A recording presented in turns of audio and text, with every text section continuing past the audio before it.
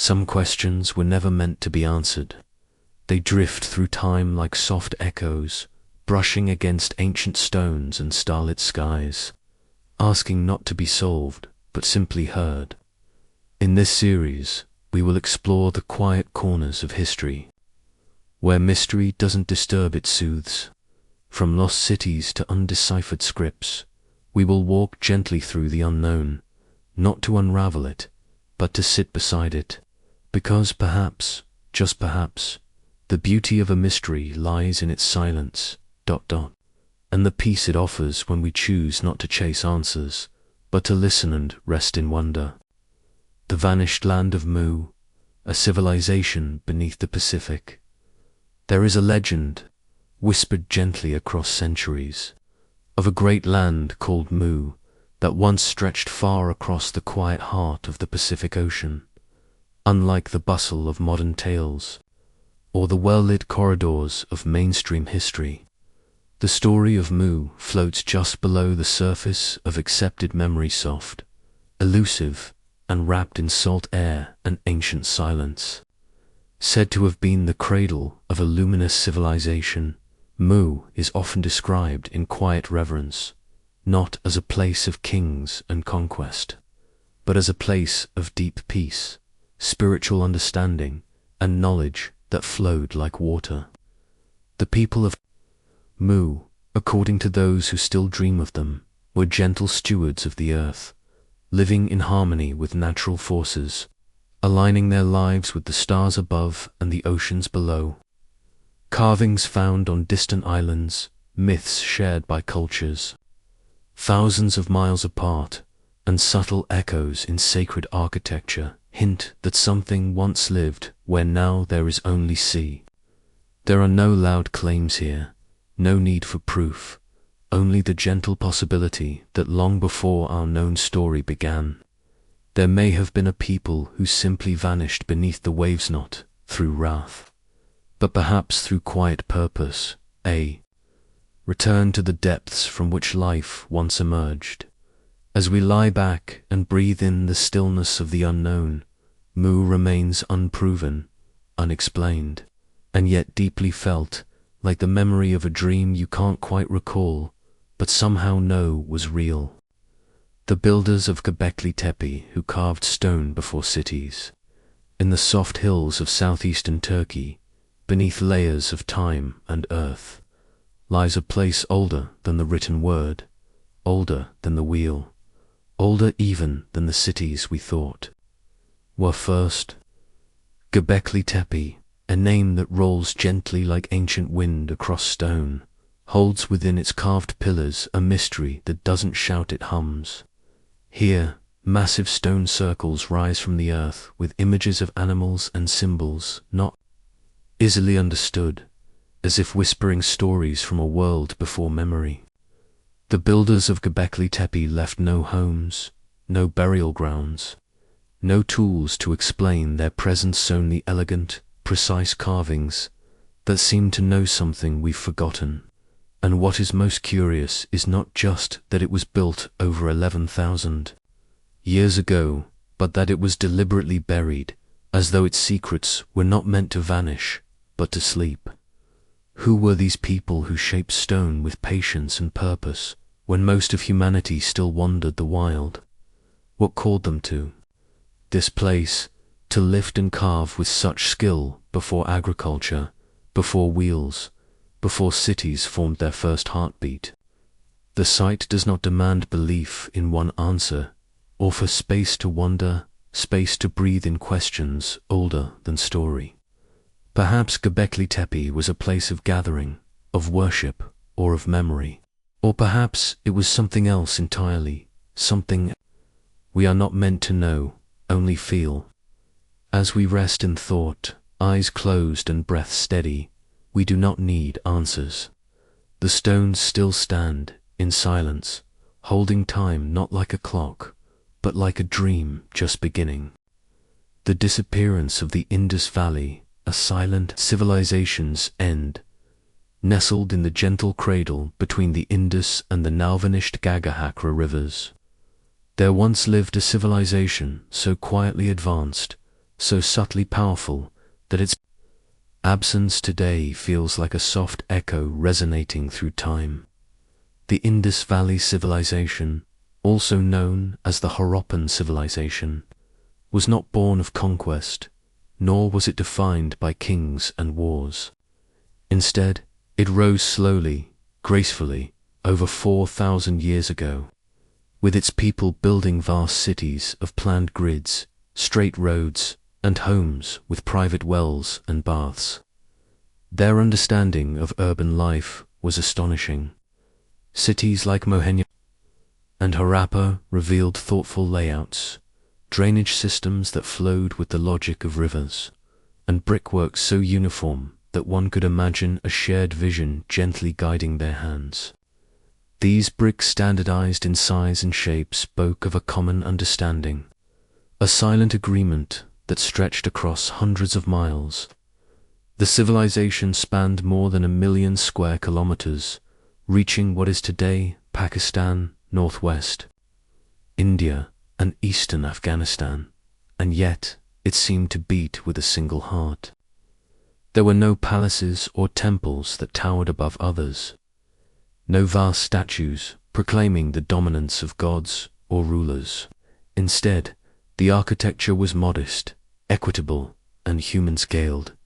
Even their great bath, one of the most iconic structures found, feels more like a communal offering to cleanliness or ritual than a monument to power.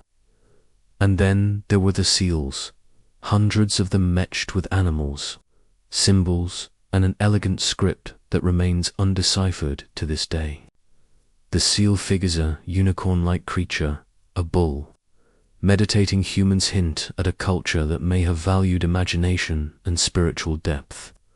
But because their language has never been translated, we cannot know what they wished to say. There are no boastful records of battle, no poetry of conquest, no funerary texts revealing what they believed. Just quiet artifacts, resting under layers of earth and time, whispering in symbols we no longer understand. And just as gently as they emerged, the Harappans disappeared. There was no great collapse carved in fire, no invading army captured their streets. Instead, the cities appear to have emptied slowly. The bricks crumble where they once aligned, the wells dry where water once cooled the heat. One theory suggests that shifting monsoons gradually dried the rivers they depended on. As water retreated, so too may have the people, moving away not in panic, but in acceptance. Another theory points to tectonic activity changing river paths, gently starving the settlements of their lifeblood. Still others think perhaps it was not one single cause, but a blend of smaller changes, economic shifts, soil depletion, trade routes changing course that unraveled the threads of their quiet tapestry. And perhaps the most intriguing mystery is that the people did not resist it with towering monuments or desperate pleas. Instead, they seemed to simply move on. This lack of drama, of defiance, of recorded lamentation, makes the silence more profound. Unlike other civilizations, whose collapses were thunderous, the Indus Valley faded like dusk, even in their art, and crafts elegant beads, delicate pottery, soft stone carvings. There is restraint, as though they expressed not in grandiosity, but in simplicity and subtlety. Some archaeologists believe that their peaceful nature and absence of hierarchical structures may have contributed to a societal fragility. Without central command or enforced authority, they could not adapt quickly to rapid change. But what if that was never their goal?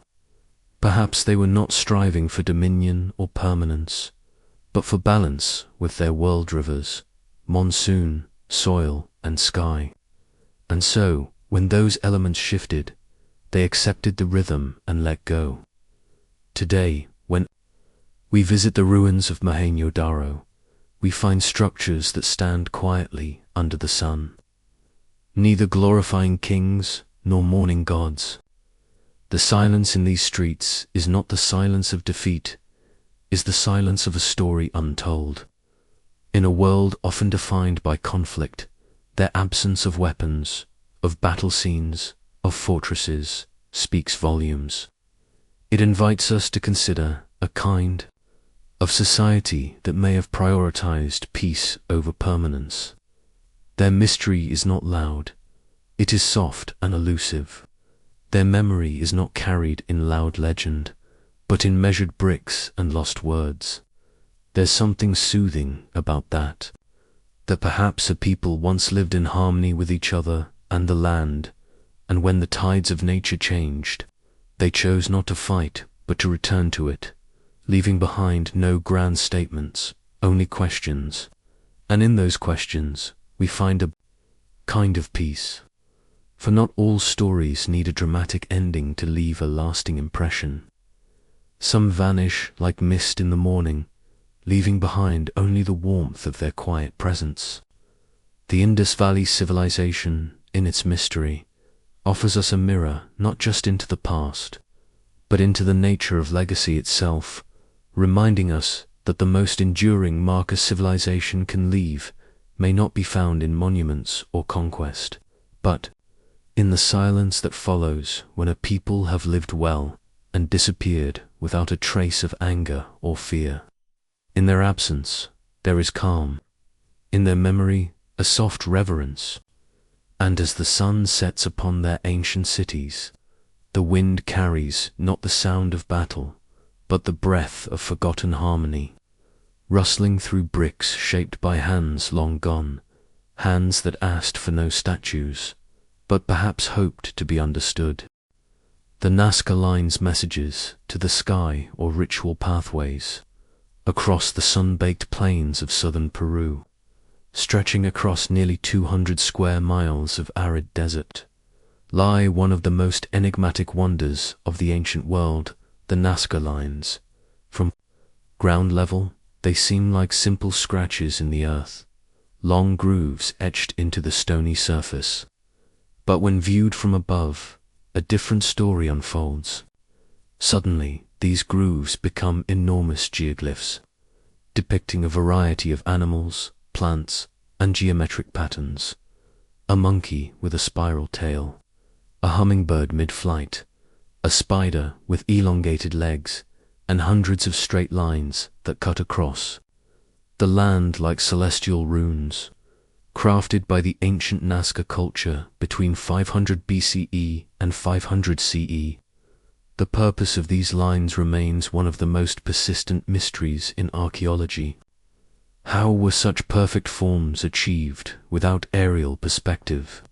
What knowledge, patience, and purpose drove people to move tons of stone pebbles, clearing the reddish topsoil to reveal the pale earth underneath? Theories abound. Some suggest they were a form of astronomical calendar, aligning with the solstices, or mapping constellations as messages for the gods above. Others believe they were ceremonial paths, walked during sacred rituals to honor deities or bring rain to the arid landscape.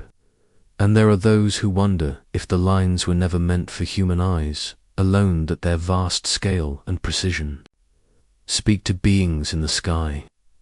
Not necessarily aliens, but perhaps an expression of the human need to communicate with something greater, something unreachable yet always watching. These lines were not carved in haste, they were crafted with a vision that spanned generations, maintained through oral knowledge and reverence. They endured centuries of wind and weather, preserved by the stable, dry climate, as if the earth itself wished to hold on to them. Despite their age, they remain unyielding, revealing no definitive answers, only possibilities and poetic silence. The desert, once walked by quiet processions of ancient peoples, now whispers its secrets to satellites and overflying aircraft, yet the message remains indecipherable. Perhaps this is the true beauty of the Nazca Lines. They invite wonder without the burden of conclusion.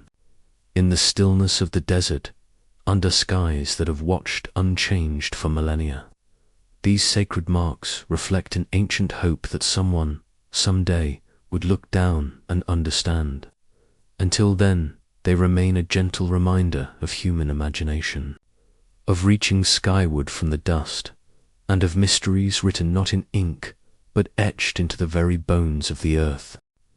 The city of Shambhala, a hidden kingdom or spiritual metaphor, beyond the snow-draped peaks of the Himalayas, in the quiet hush that only the tallest mountains can offer. There lingers a story that has traveled through centuries like a gentle breeze, never roaring, never demanding, just softly spoken from one generation to the next. It is the story of Shambhala, a place not marked on any map, yet known to many as clearly as the beat of their own heart. In Tibetan tradition, Shambhala is described as a hidden kingdom of perfect peace, tucked away from the noise of the world, a realm where wisdom, compassion, and harmony reign unbroken. It is said that only those with the purest of intentions and clearest of spirits can ever hope to find it, and even then, not by compass or caravan, but by journeying inward through layers of the self. To some, Shambhala is a physical city built of crystalline light, gleaming towers, and sacred geometry, nestled in a lush, untouched valley.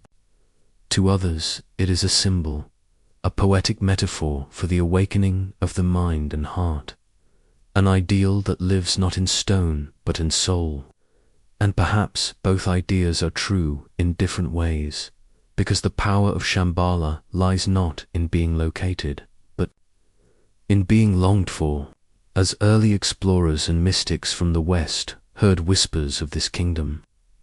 They carried the tale home like a hidden treasure, wondering if it might be somewhere in Central Asia, just beyond the next ridge, waiting patiently to be found. Some believed it was connected to other hidden lands, like Agartha or Atlantis, all part of a network of ancient knowledge kept safe from time's decay. But the monks and sages who held the story closest never sought to prove its place on earth. Instead, they taught that Shambhala would reveal itself when the seeker was ready, not to the eyes, but to the stillness within.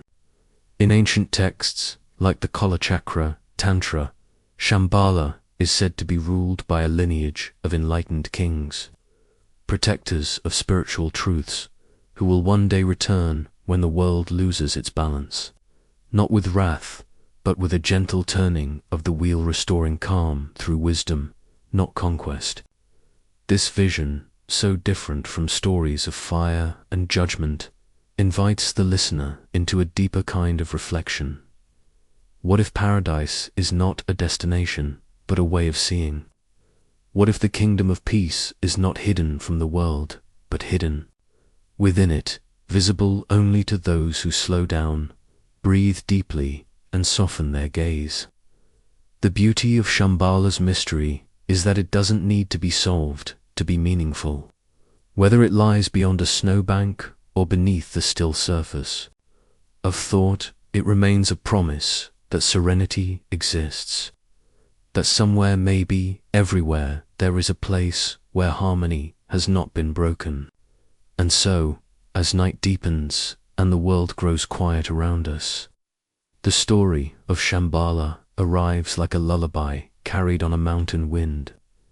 It does not ask us to search, only to listen to the silence between questions, to the gentle hush beneath the world's noise, to the part of ourselves that remembers how to dream in peace. In the realm of Shambhala, nothing must be proven, and nothing needs to be explained. It is a city that lives not in facts, but in feeling. A sanctuary built, not of walls, but of wonder.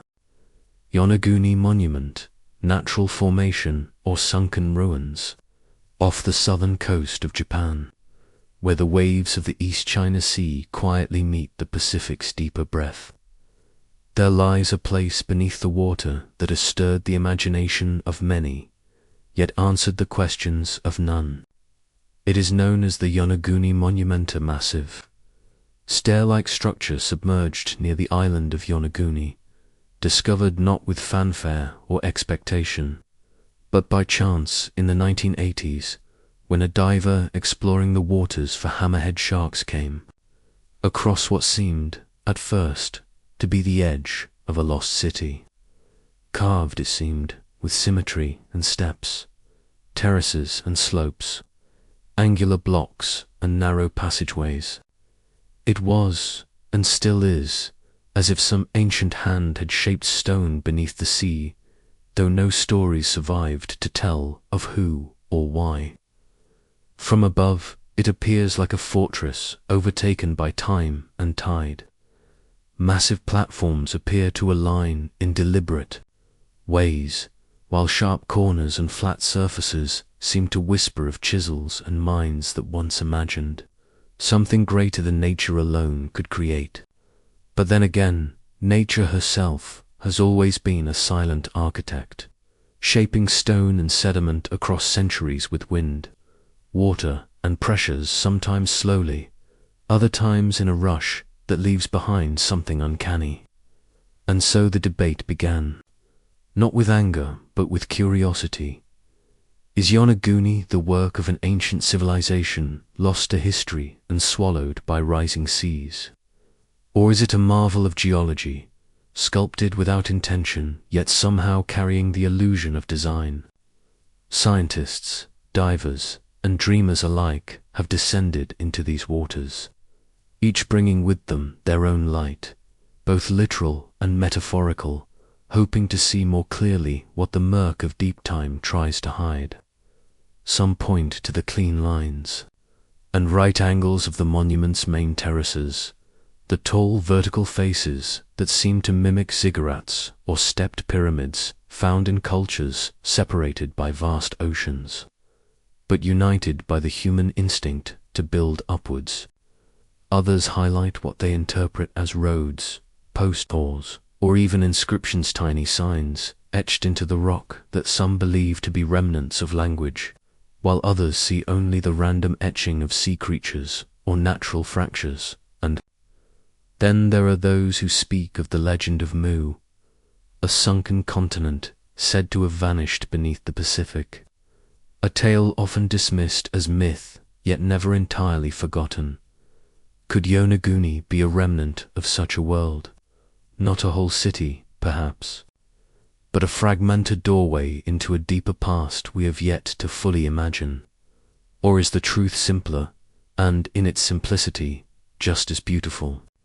A rock formation, born of tectonic shifts and millennia of erosion, that happens to resemble the work of ancient hands, offering not answers but awe. The sea does not clarify.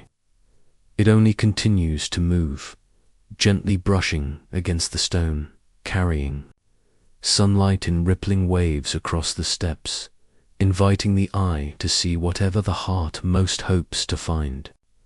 And maybe that is the deeper meaning behind Yonaguni, not whether it is artificial or natural, but the way it invites us to wander, to descend into quiet places, to swim through mystery, to accept that some things lie between the lines of certainty and imagination, that perhaps the past does not always declare itself loudly but lingers, like a soft current beneath the surface, felt more than known. Divers report a profound stillness down there, not silence exactly, but a kind of presence, the way the sea feels when it holds something ancient.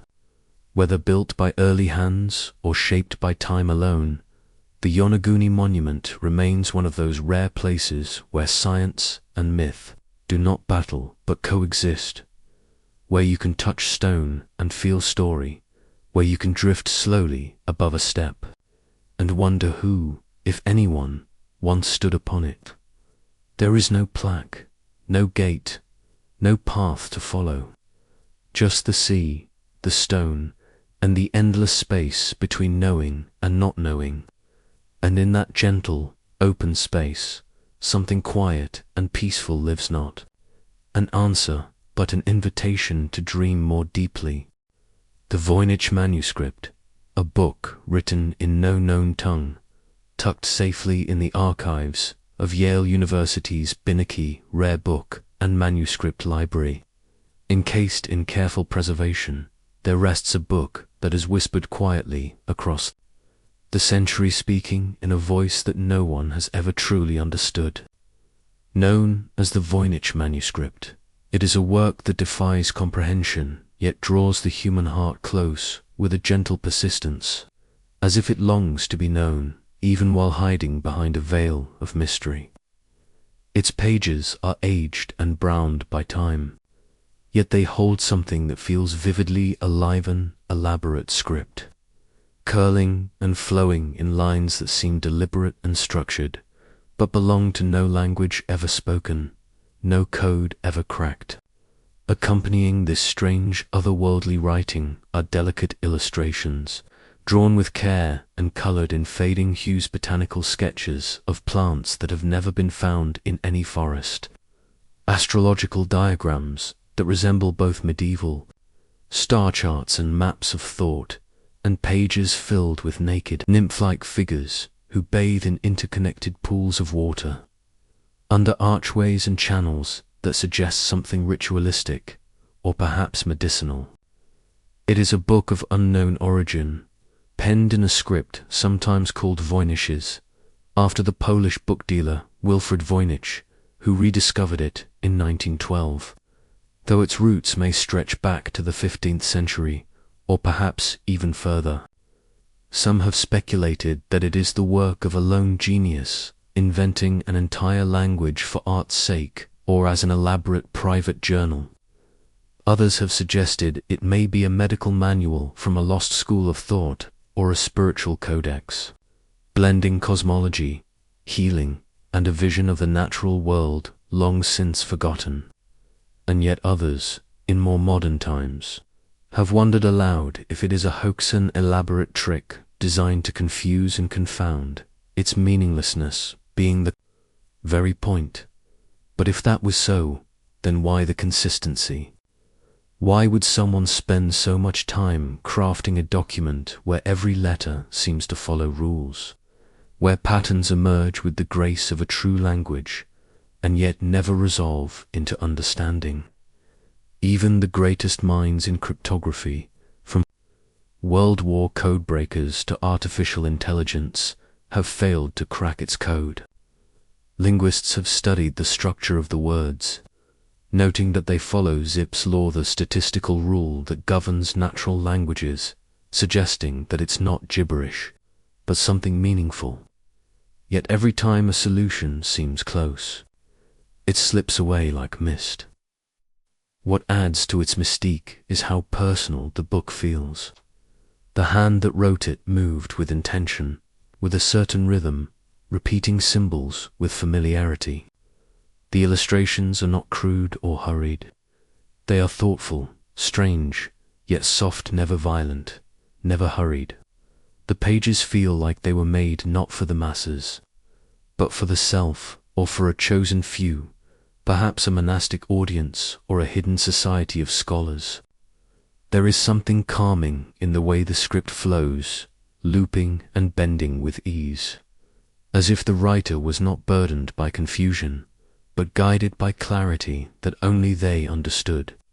This idea that somewhere, at some time, someone knew exactly what each stroke meant is part of what draws us in, not to solve, but to connect, to brush against a mind from another time, perhaps another worldview entirely. The Voynich Manuscript is more than a puzzle. It is a reminder of the quiet endurance of mystery in an age that often demands explanation. It holds space for the unknown in a world filled with facts, and that is why it matters. Perhaps its language was never meant for decoding, but for dreaming. A language not of nations, but of nature, spirit, or imagination. A bridge between logic and feeling, history and poetry. And in this way, the Voynich Manuscript becomes something rare, a mirror that shows not what we know, but how we seek. As you picture its curling letters and soft, strange flowers, you may find yourself not needing to know what it says. It is enough that it exists. That someone, long ago, sat quietly and wrote it, trusting that one day someone else would turn the page, not to conquer its meaning, but to simply pause, breathe, and wonder. The Rongorongo script of Easter Island, knowledge lost to time, far across the vast Pacific Ocean. On a remote speck of volcanic land known as Rapa Nui, more widely called Easter Island, there stands a silent testimony to both human creativity and the slow fading of memory. This island, famed for its moai statues that watch the horizon with solemn stone faces, holds within its history a quieter mystery, one that lies not in stone but in script. The Rongorongo script, carved carefully into wooden tablets with sweeping, flowing glyphs, is a written language that no one alive today can fully understand. These glyphs, which resemble birds, fish, humans, tools, and crescents, curl and stretch across the wood in lines that flow not from left to right, but in a unique system known as reverse boustrophedon, where one line is read in one direction and the next in the opposite, alternating like the furrows of a field.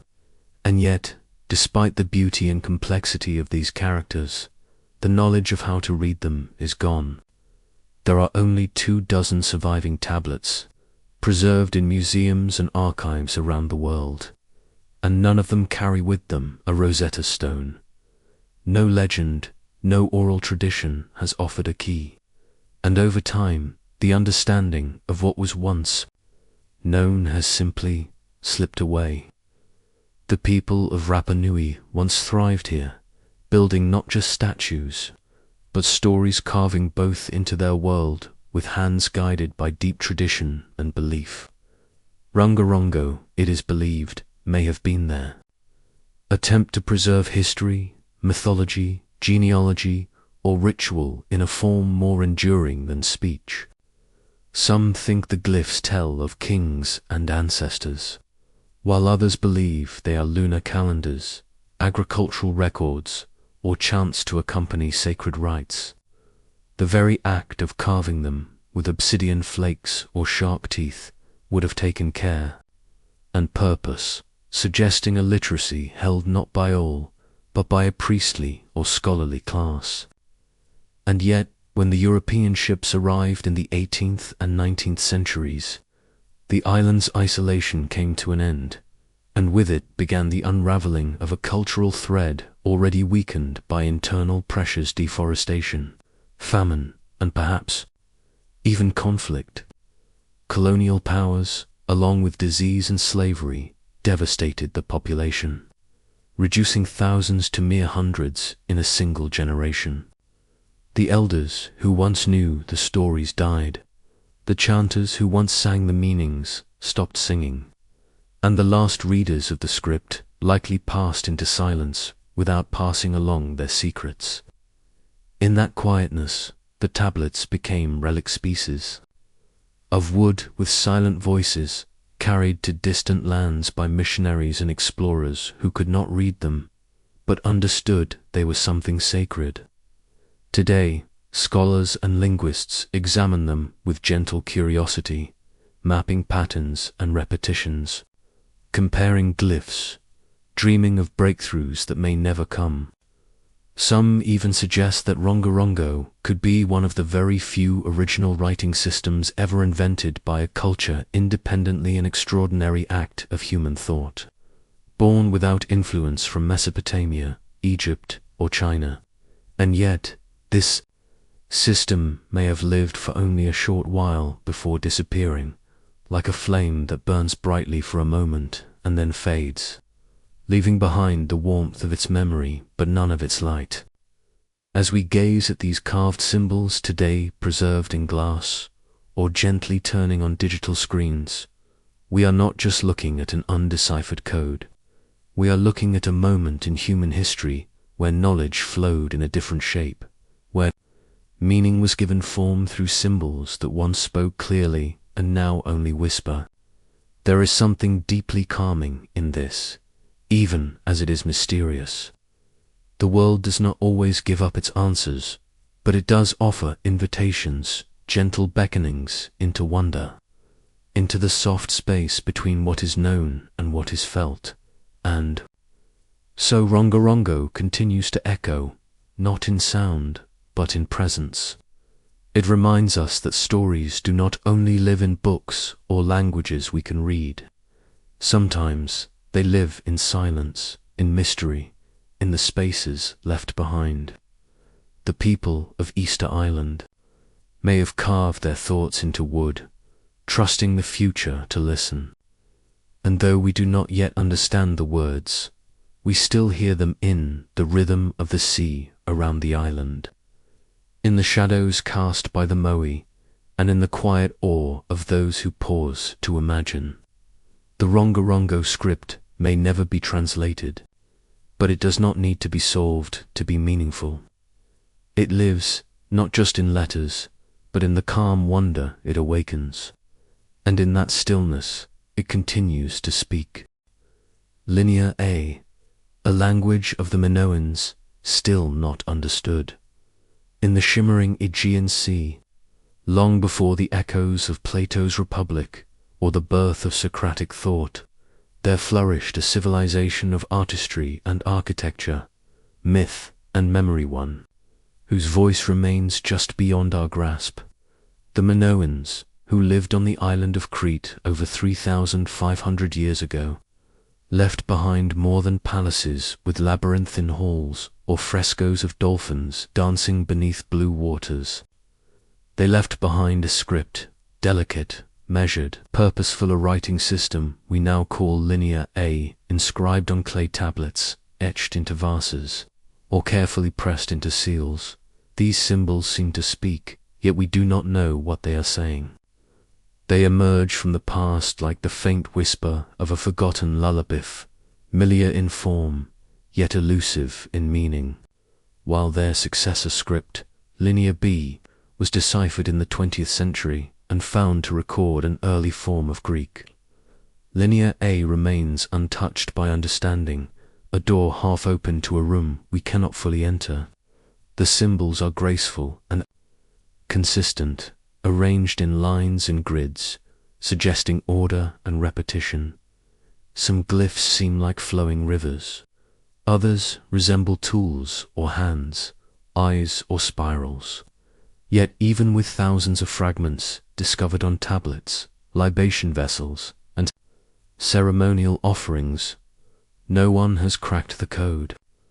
What makes Linear A so mysterious is not only its undeciphered nature, but its origin within a people whose culture seems to have valued peace, nature, and spiritual connection. Unlike many other Bronze Age societies, the Minoans left little evidence of conquest or militarism. Their cities, like Knossos and Phaistos, breathe with light, adorned with murals of blooming lilies and women in flounced skirts, of leaping bulls and elegant processions. Their palaces held courts open to the sun, storerooms filled with grain and oil, and columns painted in deep reds and black cints of a people who built their world with balance in mind. It is within these places, amid the relics of daily life and sacred ritual, that Linear A appears often on administrative tablets, but also in contexts that feel ceremonial or devotional. What might these inscriptions have said? Were they records of trade, offerings to gods, calendars of lunar events? Or did they hold poetry, hymns, or the stories that framed the Minoan view of the world?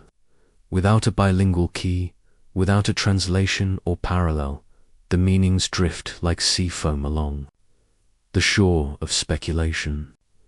Linguists and historians have tried. They have mapped the signs, counted their frequency, and traced their placement. They have compared them to later languages, Greek, Luwian, even distant Etruscan searching for bridges that might hold. But the results remain inconclusive, and so the words of the Minoans remain unsung, their meanings wrapped in gentle silence. Some believe the script represents a language unrelated to any known tongue, something entirely unique to Crete and its people. Others wonder if it was a sacred language used only in rituals and kept hidden from common speech. Whatever the truth, the continued mystery of Linear A offers a kind of quiet comfort, the idea that not all things must be solved to be meaningful, that some knowledge, some expressions, can remain sacred in their ambiguity. As we study the symbols today, with digital scans and algorithms, with linguistic theory and archaeological care, we do not only seek translation, we seek connection to minds long gone, to hands that carved signs into wet clay with a purpose we feel but cannot name. It is a humbling act, to listen without hearing, to read without understanding. And yet, that is what Linear A invites us to do. It teaches patience. It teaches wonder.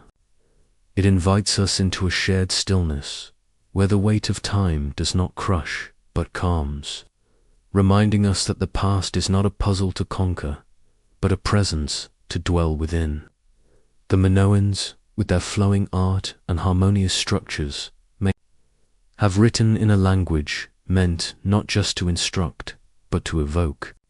And perhaps that is the deeper gift of Linear An art, as a script to be broken open, but as a quiet window into a civilization that moved gently through the world, leaving behind not shouts but symbols. In those looping lines and ancient marks, we find not frustration, but beauty.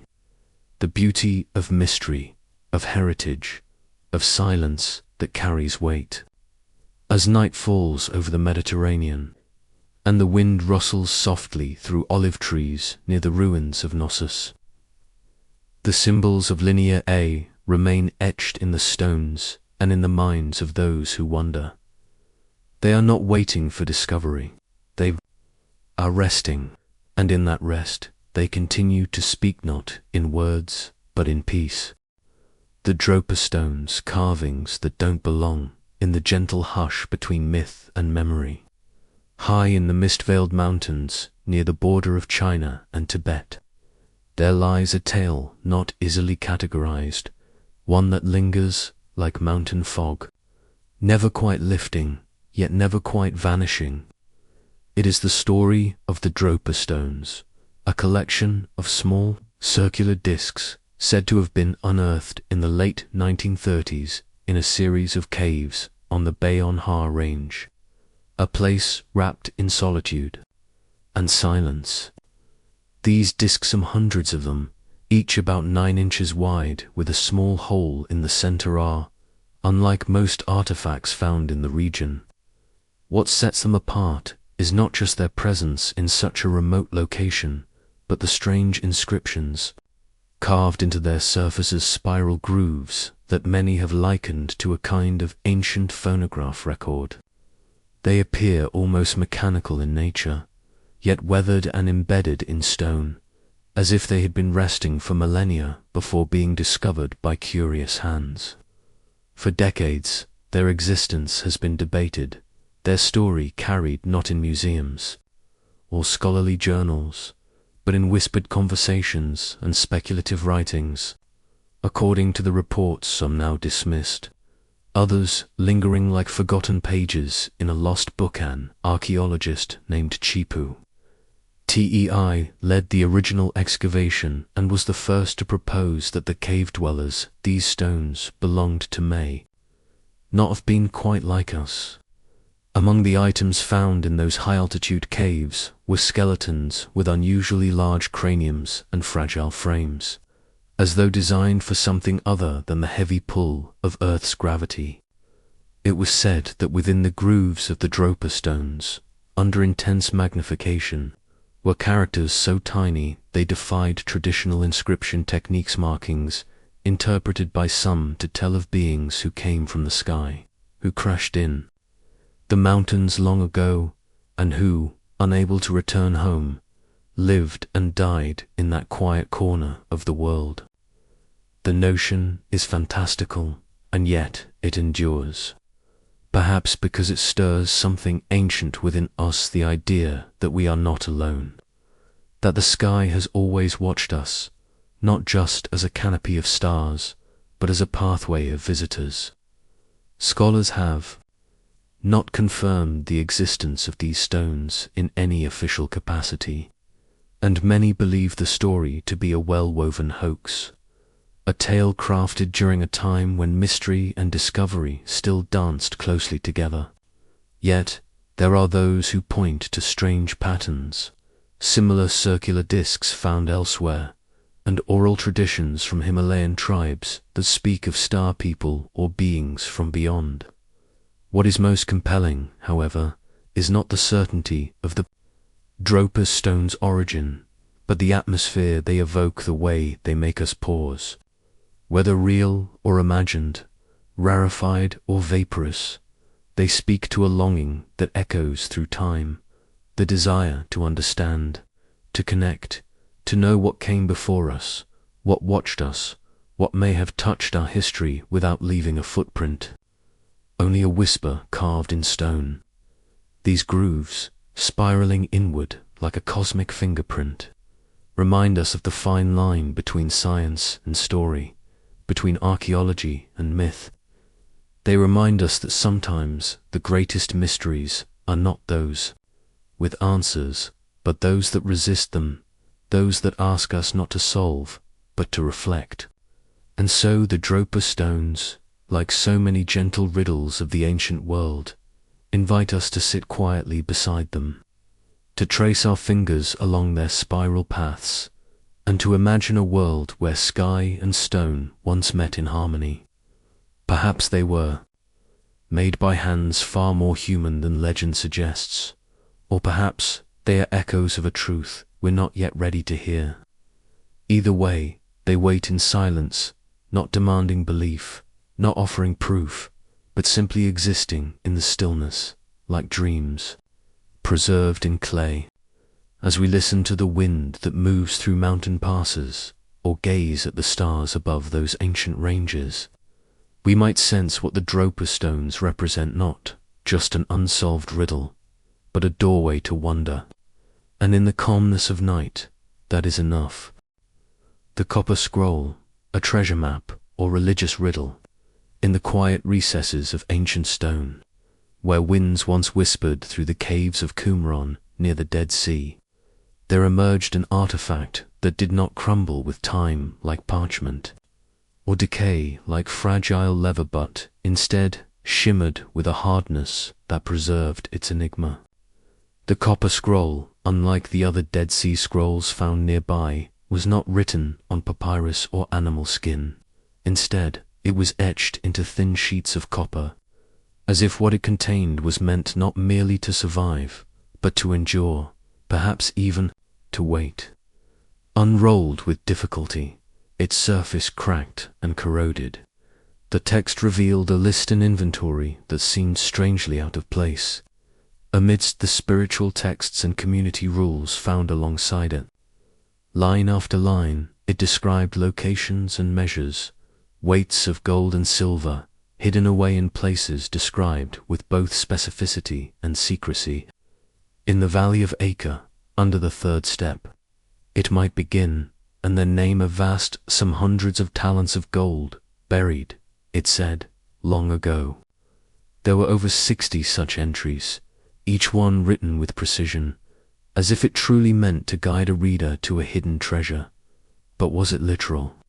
Was this a list of actual treasure meant to be uncovered by the initiated, or was it a metaphorical key to something more spiritual, perhaps, a riddle wrapped in religious code?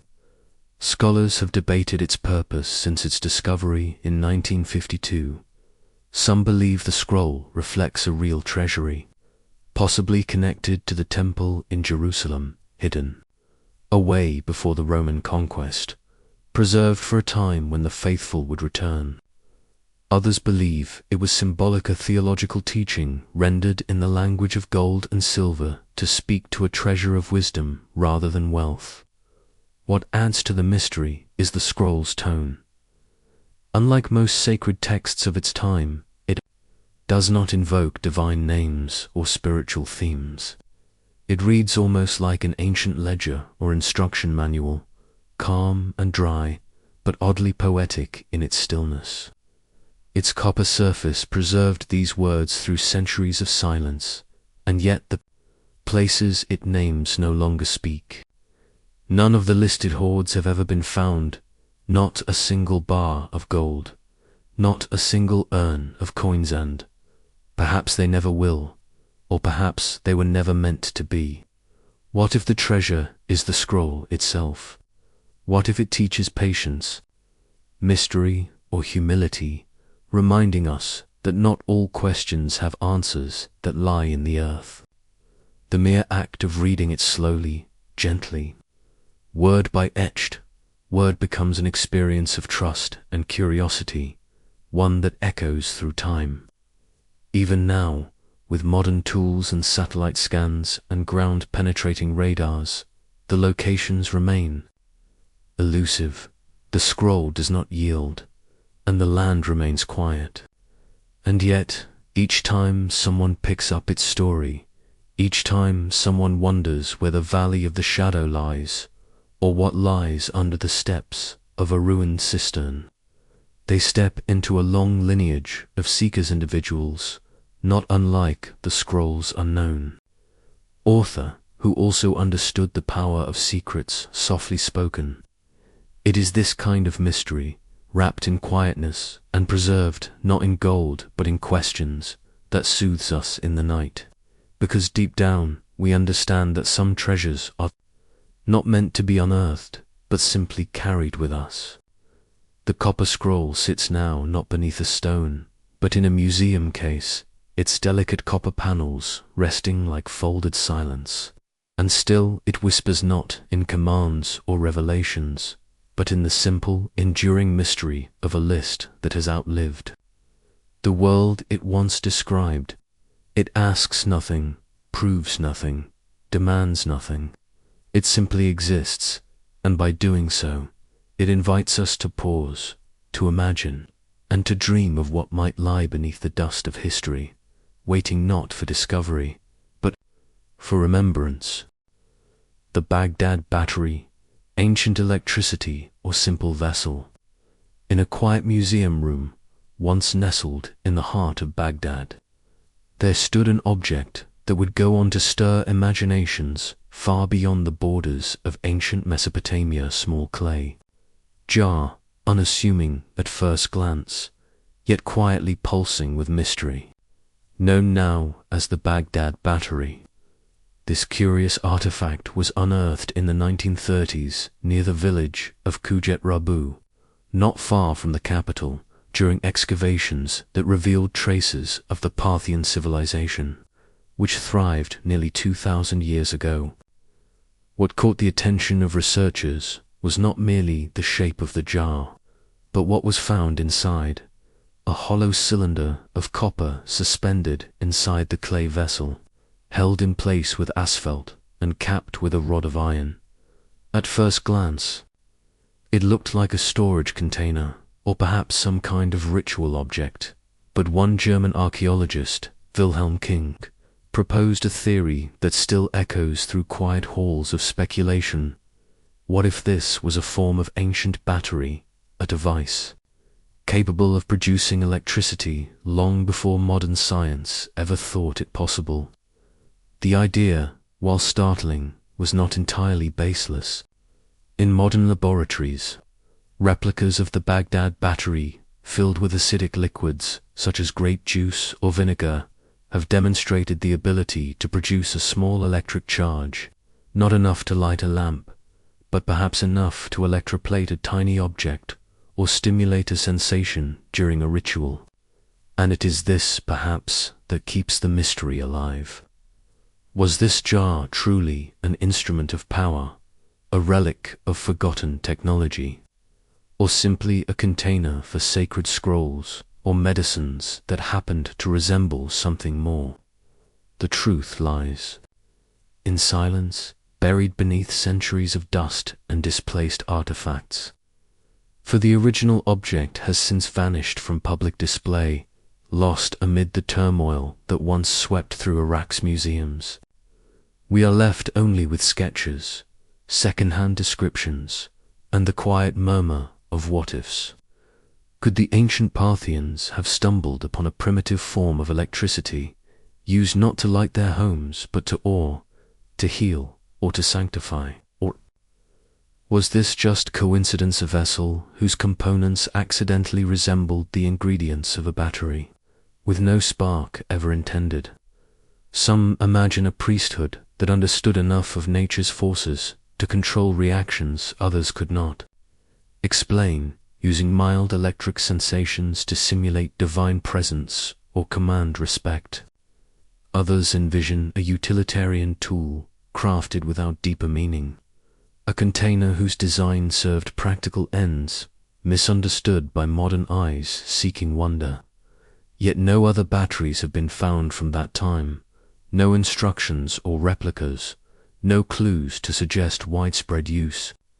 Just this single object, this solitary whisper from the past, neither confirmed nor debunked, suspended in the grey space between invention and imagination. And in that space, the Baghdad Battery becomes more than a vessel.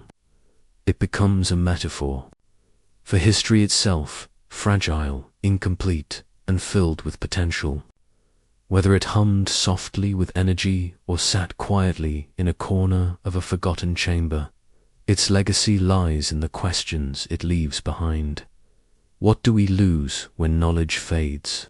How many sparks of innovation flickered and vanished, never shared, never recorded, lost in the shuffle of empires rising and falling?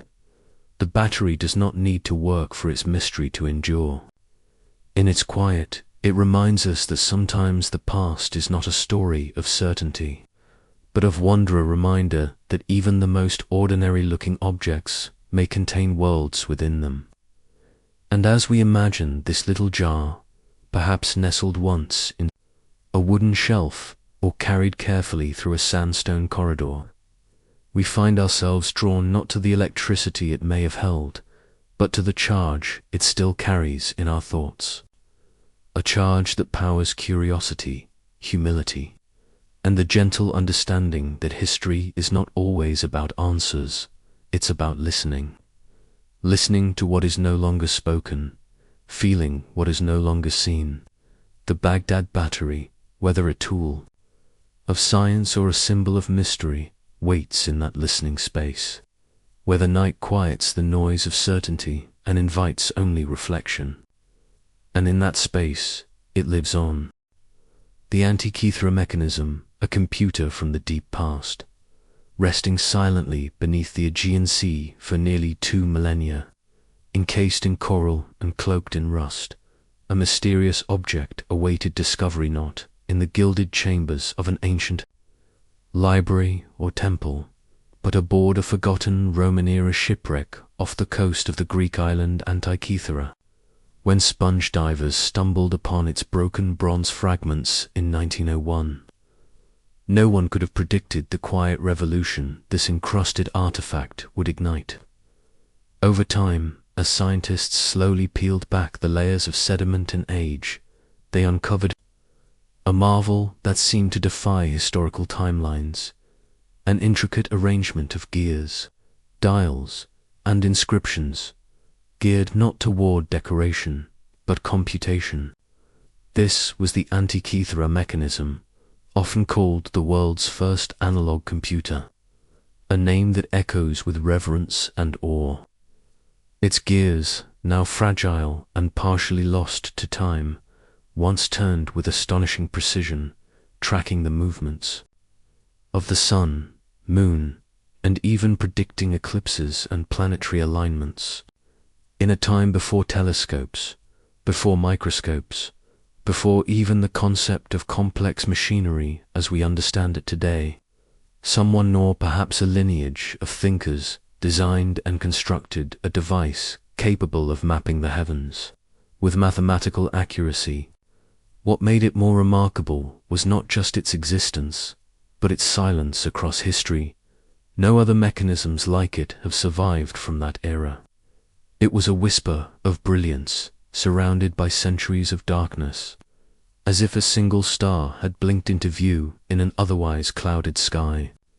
Scholars believe the Antikythera mechanism dates back to around 150 to 100 BCE, and its craftsmanship suggests a lineage of mechanical knowledge, perhaps passed through schools of thought stemming from Archimedes or Hipparchus, possibly even reflecting lost teachings of earlier minds whose names we no longer remember.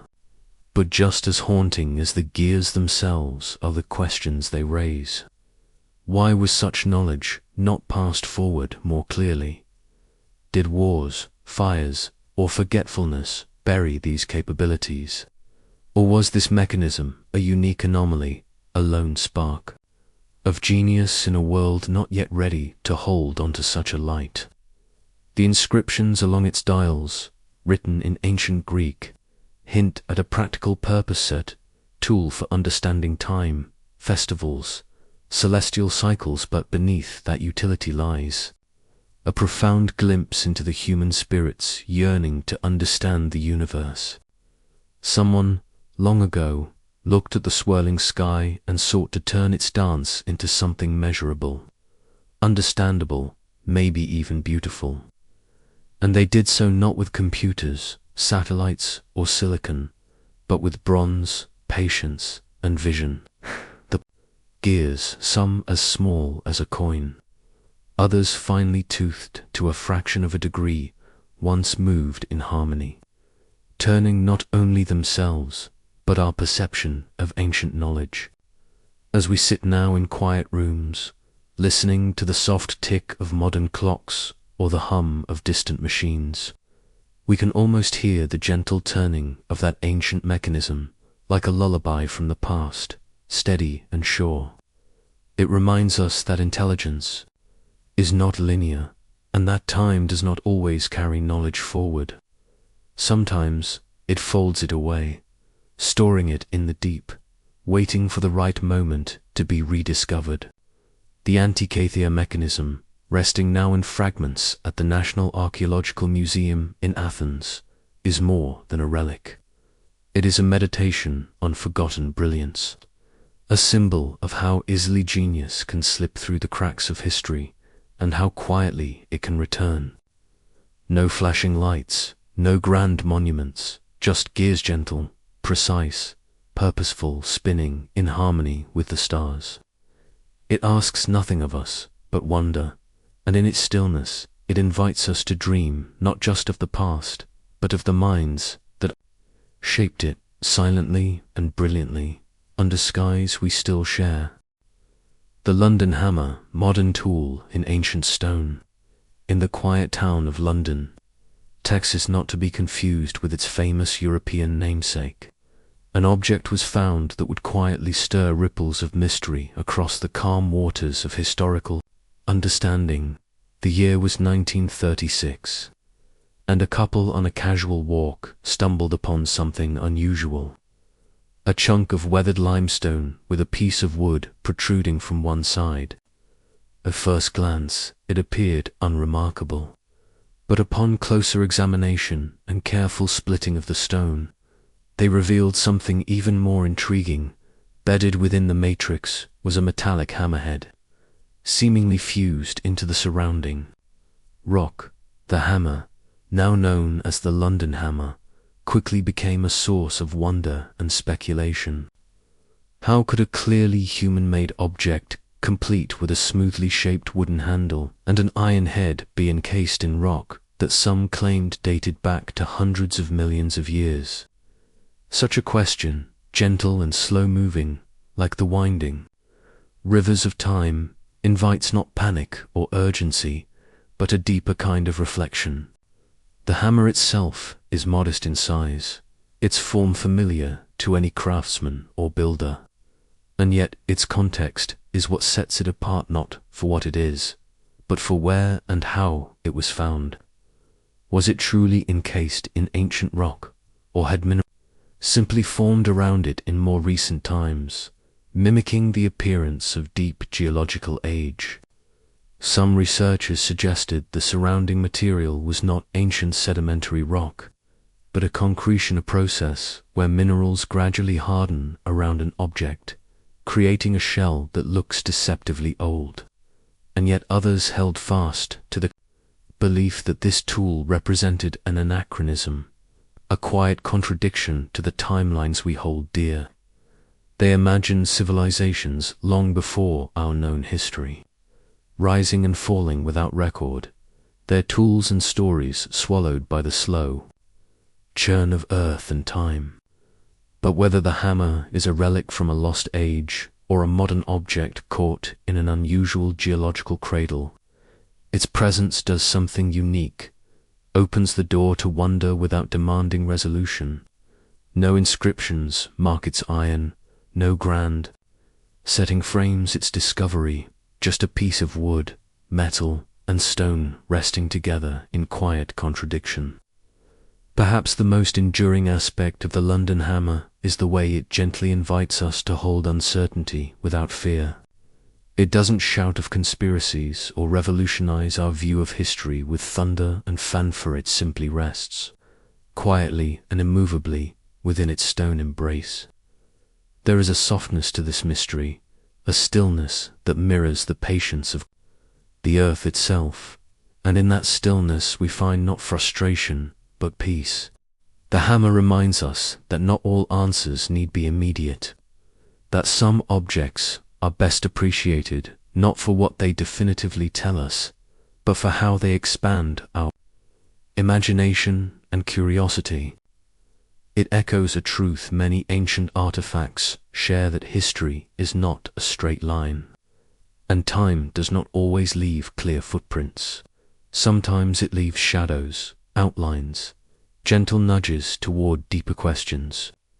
As the London hammer sits today, in private collections and quiet museum corners, it is no longer wielded as a tool of labor, but as a symbol of patience, of curiosity, and of the humbling truth that our past may always hold more than we expect.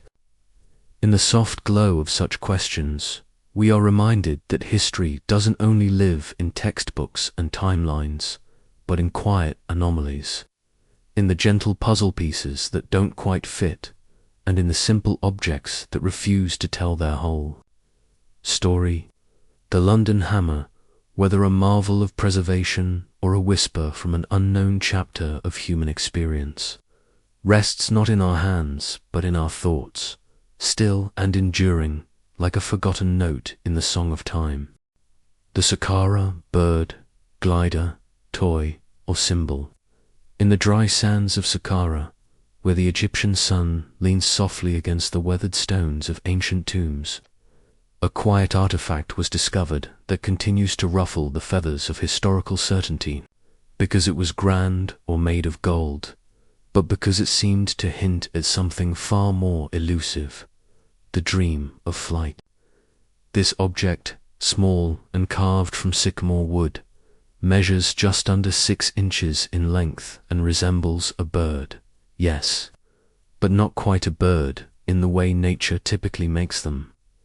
The tail is vertical, more like that of a plane's rudder than the horizontal plumes of actual birds. The wings, gently curved, seem aerodynamically shaped. Found in 1898 among other items in a tomb believed to date back to around 200 BCE.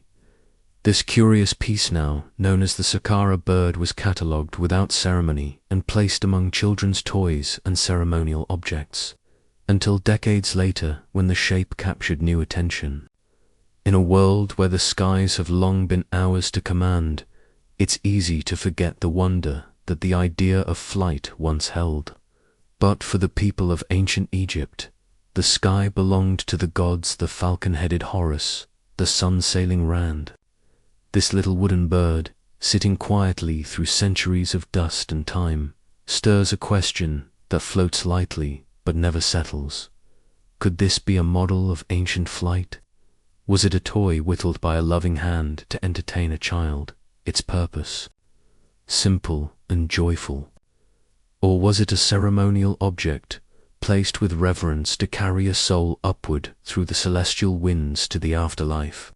Or could it have been a scale model, a representation of something the ancients knew or imagined long before the rite brothers would ever shape their wings on Kitty Hawk's sands?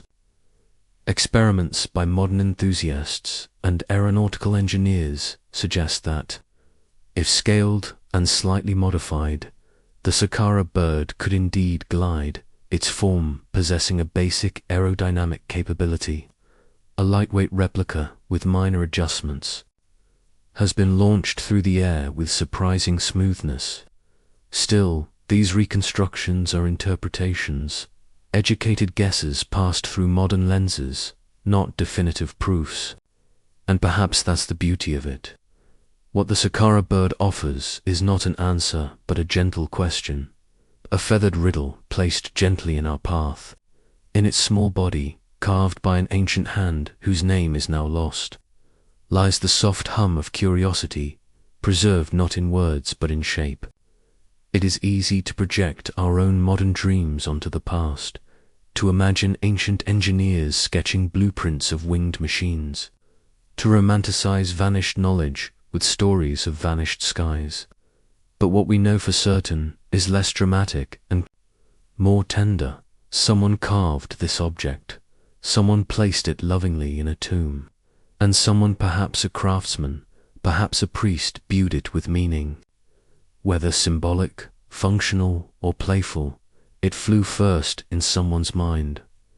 In Egypt, symbolism often flew higher than fact.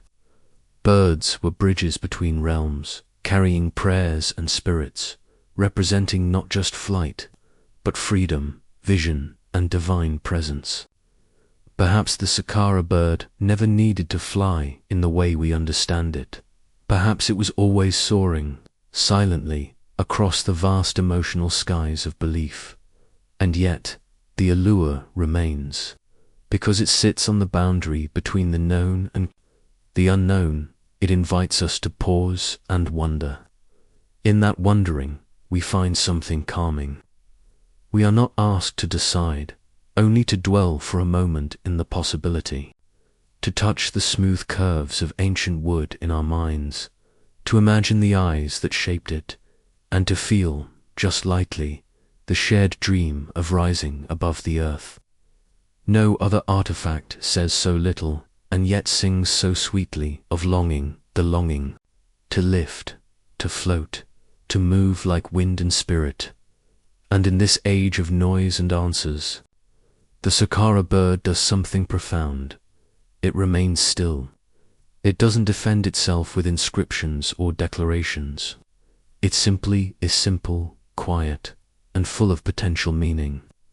It sits in a glass case now, under carefully calibrated lights.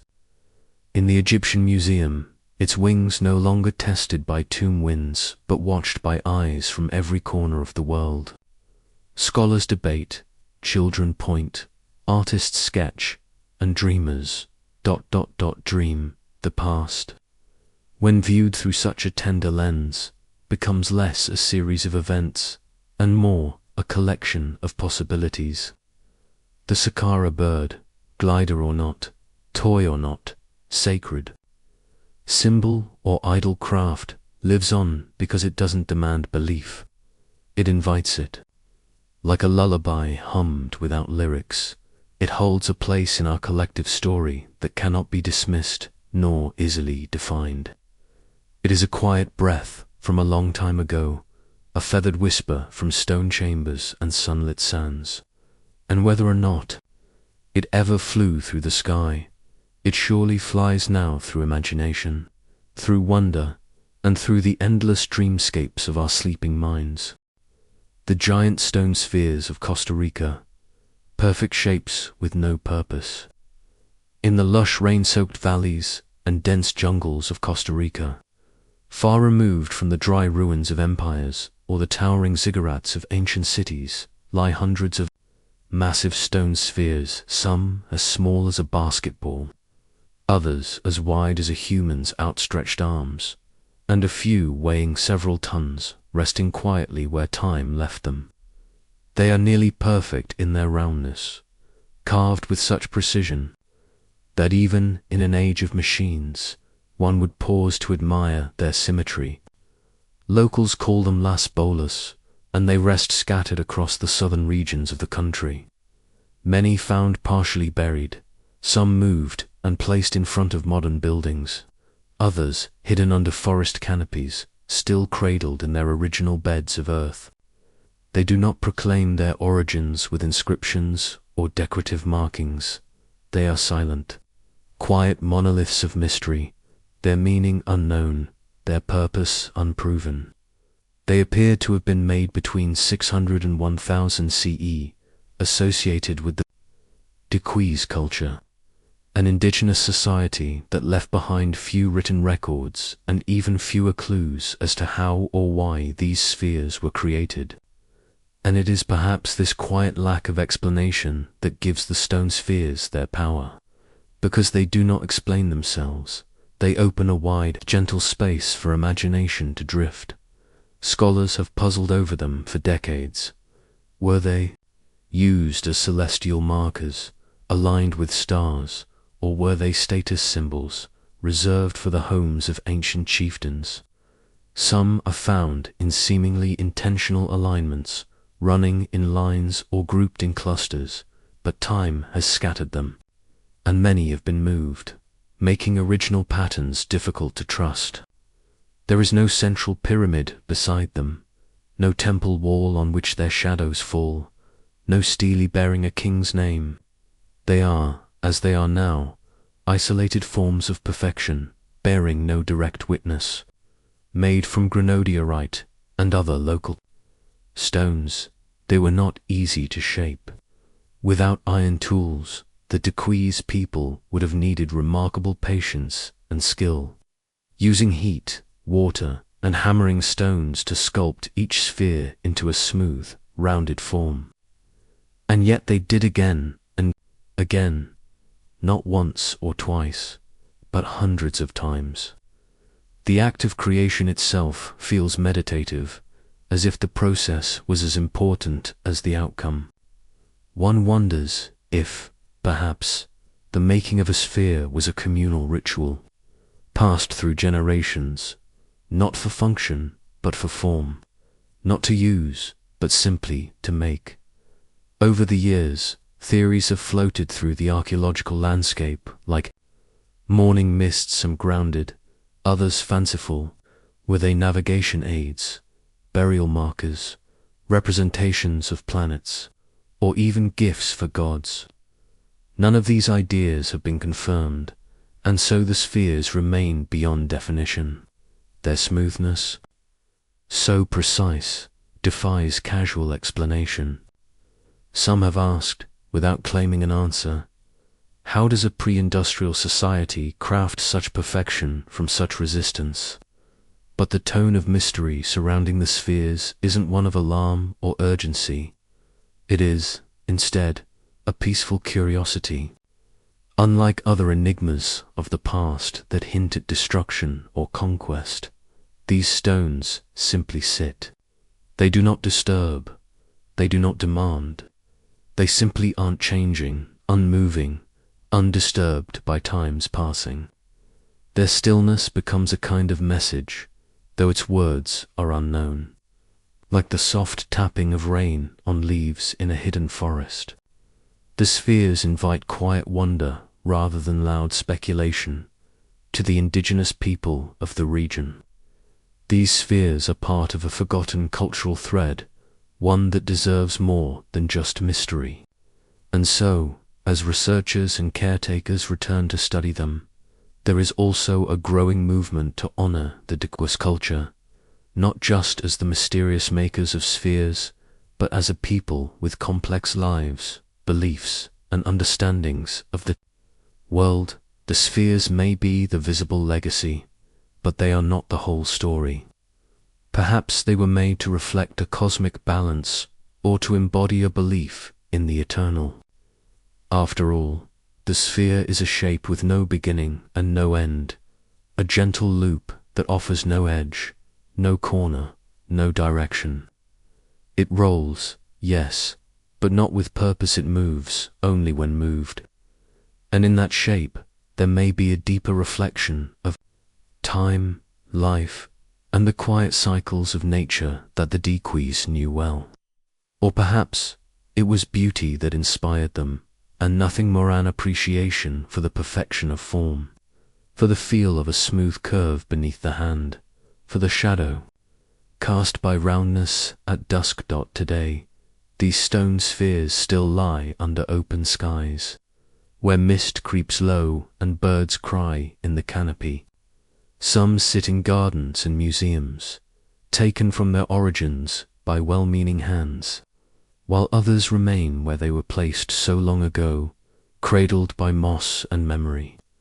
They remind us that not all mysteries are loud, not all puzzles need solving. Some simply exist to hold space for stillness, for the past, for the lingering shape of a question unanswered.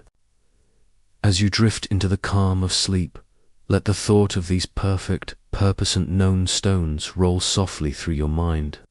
Let them settle, untroubled by meaning, unburdened by explanation. Let them be, just as they are, rounded, silent, timeless, and, in their peaceful mystery, may you find rest. The Piri Reis Map, Antarctica without ice. In a quiet corner of the Topkapi Palace Library in Istanbul, Turkey, there rests a piece of parchment that has puzzled historians, geographers, and dreamers for nearly 5 centuries, worn by time, delicately colored and adorned with the illustrations of exotic beasts and bobbing ships. The Piri Reis Map, drawn in 1513 by Ottoman admiral and cartographer Ahmed Muhyiddin Piri, better known as Piri Reis presents not only a fragment of the known world, but perhaps something far more elusive, a glimpse into knowledge that does not appear to belong to its age. This fragmentary world map, made on gazelle skin and referencing earlier charts from ancient civilizations and sailors long forgotten, shows the coastlines of South America and Africa with surprising accuracy. But what stirs the deepest wonder is a shape drawn at the map's lower edge, a stretch of land that some believe resembles the coast of Antarctica free of ice, suggesting a landscape not revealed to modern science until centuries later. And so begins the mystery, soft yet persistent, like a whisper that refuses to fade. How did Piri Reis know what he should not have known? What makes this map extraordinary is not merely its beauty or age, but the suggestion, quiet and curious, that the source material behind it may reach back into a deeper well of time. Piri Reis himself claimed in his notes on the map's surface that he compiled it from about 20 older maps, including some said to be from the time of Alexander the Great and possibly from ancient Greek or Arabic sources. He never claimed original discovery, only a meticulous hand and an observant eye. The outline of South America curves with an accuracy unexpected for 1513. The placement of Africa, its relative scale and shape, the inclusion of various islands, all of it hints at a knowledge more advanced than typical for the era, even given the impressive navigational skills of Islamic cartographers. But it is that southern land mass that evokes the deepest sense of calm wonder. If it truly is Antarctica, that curved stretch below South America reflects a memory of a continent covered today by miles of ice. Then, whose memory is it?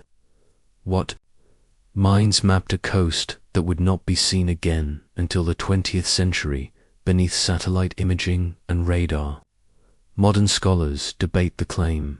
Some say it's a coincidence that the land depicted is merely an extension of South America's coastline, exaggerated by early maps. Others argue that the detail in the portrayal matches the subglacial topography of Queen Maud Land, a portion of Antarctica's actual landmass that lies hidden beneath its ice sheet. The resemblance is enough to give pause, but not enough to prove. And in that pause lies the heart of the mystery. Because whether one accepts the notion or not, the map invites a gentler question not of aliens or impossibilities, but of forgotten capabilities. Might ancient sailors have seen more than we give them credit for? Might mariners of a lost age have mapped distant coasts during a warmer period, or at the edge of some now lost knowledge? The Piri Reis Map is not loud in its mystery. It does not proclaim secrets or shout conspiracy. Instead, it simply rests, offering just enough to stir the imagination, never demanding belief, only inviting it. It is important to remember that the earth is old and patient, and human beings have walked upon its surface for far longer than written records suggest. There may have been windows in time-worn periods between glacial stretches when Antarctica's coast was more visible, more accessible, and perhaps even habitable in ways we no longer understand. Could seafarers, following stars and ocean currents, have glimpsed those frozen shores when they were not yet icebound? Could stories passed orally for generations have survived long enough to inspire sketches, which in turn became maps? The answers do not have to be grand to be meaningful. Even a quiet perhaps holds wonder. The idea that knowledge does not always follow a straight line, that some of it loops or vanishes only to reappear when least expected, adds a softness to history, a sense of deep time as a sea with forgotten islands, occasionally surfacing. For a breath, Piri Reis was not a man seeking glory through mystery.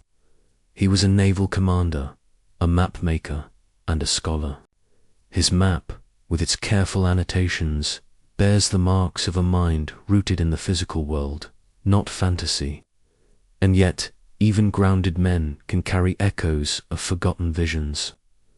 Whether the southern landmass on his chart was Antarctica without ice, or a dream of lands never seen, it continues to invite quiet contemplation. The map is now partially preserved, only a section remaining of what was once a fuller globe. What we have left is like a page torn from an ancient book, with most of the story missing, but one striking illustration lingering at the corner of the text. It says little, but it stays in the mind. In our age of digital certainty, of satellites and coordinates, the Piri Reis Map reminds us that mystery does not vanish with knowledge, it merely changes shape. The earth has always been known in layers. There is the land we see, and there is the memory it holds. The map may not change the course of history, but it bends its tone. It whispers rather than speaks. It wonders rather than insists. And as you drift into rest, imagine that southern coast not as a revelation or a controversy, but simply as a possibility, gentle and quiet, of ancient eyes seeing farther than we thought. Let the notion soothe rather than stir. Let the map unfold slowly in your thoughts, its ships sailing calmly on hand-drawn seas, its compass rose spinning only dreams. Some mysteries live best in that in-between space, not explained, but not dismissed, not proven, but not forgotten, just like a coastline beneath the ice, waiting quietly for the warmth to return. The lost colony of Roanoke, an empty settlement by the sea, beneath the quiet sway of coastal trees and the soft murmur of waves brushing the shore of what is now North Carolina, there lingers a story older than any building still standing. There, a story that hums like the sea breeze through the reeds, gentle, unresolved, and steeped in curiosity. In the late 1500s, when exploration and colonization carried dreams across the Atlantic, A group of about 115 settlers, sponsored by England under the leadership of Sir Walter Raleigh, arrived on Roanoke Island seeking to build a life in the New World.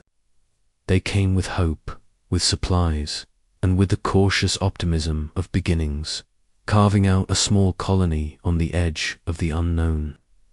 They were not the first to attempt such a venture, and they were not alone in the vastness of the wilderness.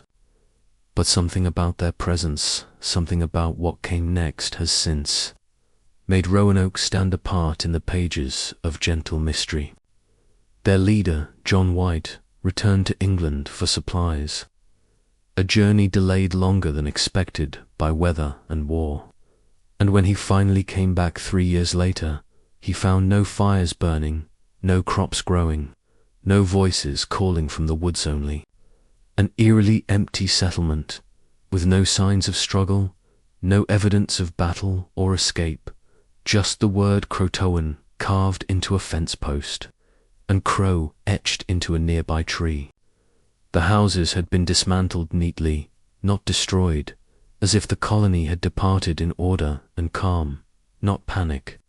There was no sign of where they had gone, no farewell note, no remains, only the quiet and the wind.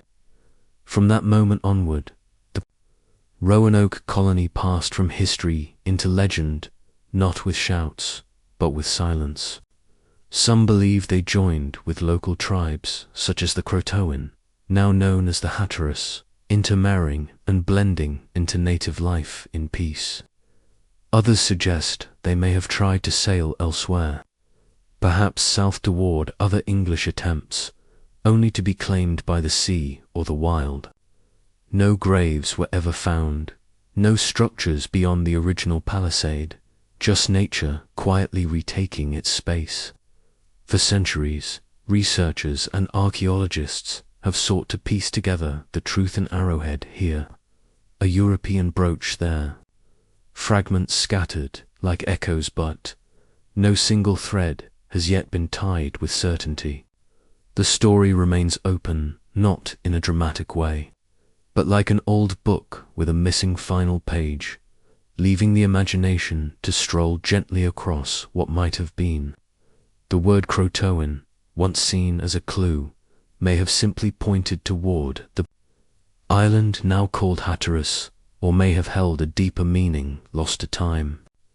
And though many theories have bloomed from disease to diplomacy, from shipwreck to survival, none have erased the gentle simplicity of what remains, an abandoned village on a quiet coast, fading into the lull of time.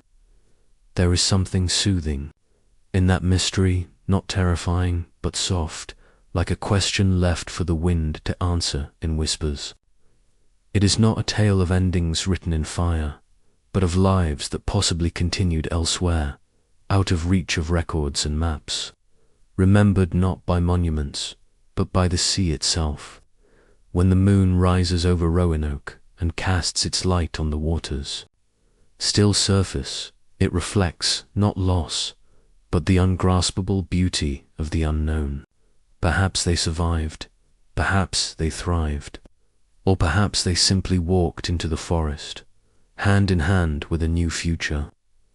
Whatever the truth may be, the lost colony of Roanoke remains one of history's quietest enigmas, not a tragedy shouted from battlements, but a whisper carried through salt air, through time and into sleep. Certainly, below is part 19. The ancestral Pueblones, why did they leave their cliff dwellings? Written in a soothing, educational tone, in exactly 1,100 words, in one single paragraph, designed to help the listener fall asleep gently while exploring a calm mystery from history. The ancestral Pueblones, why did they leave their cliff dwellings?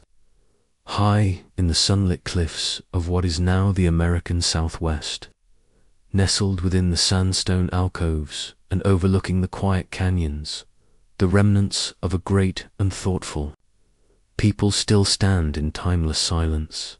The ancestral Pueblones, also once called the Anasazi, constructed their intricate cliff dwellings over 800 years ago, carefully placing stones upon stones, crafting kivas for ceremony and round towers for gathering, forming entire multi-room villages within the very arms of nature's embrace. Places like Mesa Verde, Chaco Canyon, and Bandelier still hold the cool hush of stone walls shaped by steady hands and deeply rooted beliefs. These people lived not in haste, but in harmony with the land, with the stars, with the steady rhythm of the seasons. Their structures were not simply shelters. They were reflections of a deep connection to both the earth beneath and the sky above. The alignment of certain buildings with solstices and lunar cycles suggests a culture not only advanced in engineering but also rich in spiritual and observational knowledge. For centuries, they flourished, farming the dry land with wisdom, corn, beans, and squash storing water with care, and painting stories in rock art that still whisper their voices across the canyon walls. Yet, around the late 1200s, something changed. Bit by bit, year by year, the cliff homes were quietly abandoned, left not in ruins from war, but in stillness, as if the people who once laughed and dreamed there had simply stepped away. There are no signs of sudden collapse, no conquest written in stone, just emptiness where once there was community. And so, the question rises gently through time. Why did they leave? Scholars have long pondered this mystery, and though no single answer unfolds with certainty, many threads have been traced through the dust. Some believe it was climate, perhaps decades of drought made farming untenable, forcing migrations in search of better land and more reliable water. Others consider the possibility of social transformation, shifting alliances, or changing traditions that drew communities apart or led them to reimagine their place in the world. There are signs of resource, strain over harvested forests, perhaps growing tension over limited farmland, and yet, even as archaeologists uncover hints of these challenges, they do not find signs of widespread violence or panic. Rather, what remains is suggestive of an intentional departure, a movement of people, not an erasure. Many of the descendants of the ancestral Pueblones, such as the Hopi, Zuni, and other Pueblo tribes, still live in the southwest today, and in their oral histories there are stories of migration, of spiritual guidance, of a journey tied not only to survival, but to purpose. Some accounts speak of fulfilling sacred instructions to move from one world to the next, to not remain too long in any one place, to follow signs in the land and sky. In this way, their leaving was not an ending. The Greenland Norse, a culture that faded into ice, in the frozen hush of Greenland's southern fjords, where the sea stretches out in quiet silver and the sky leans low with clouded breath. There once lived a people who carried the warmth of distant homelands across an unforgiving sea.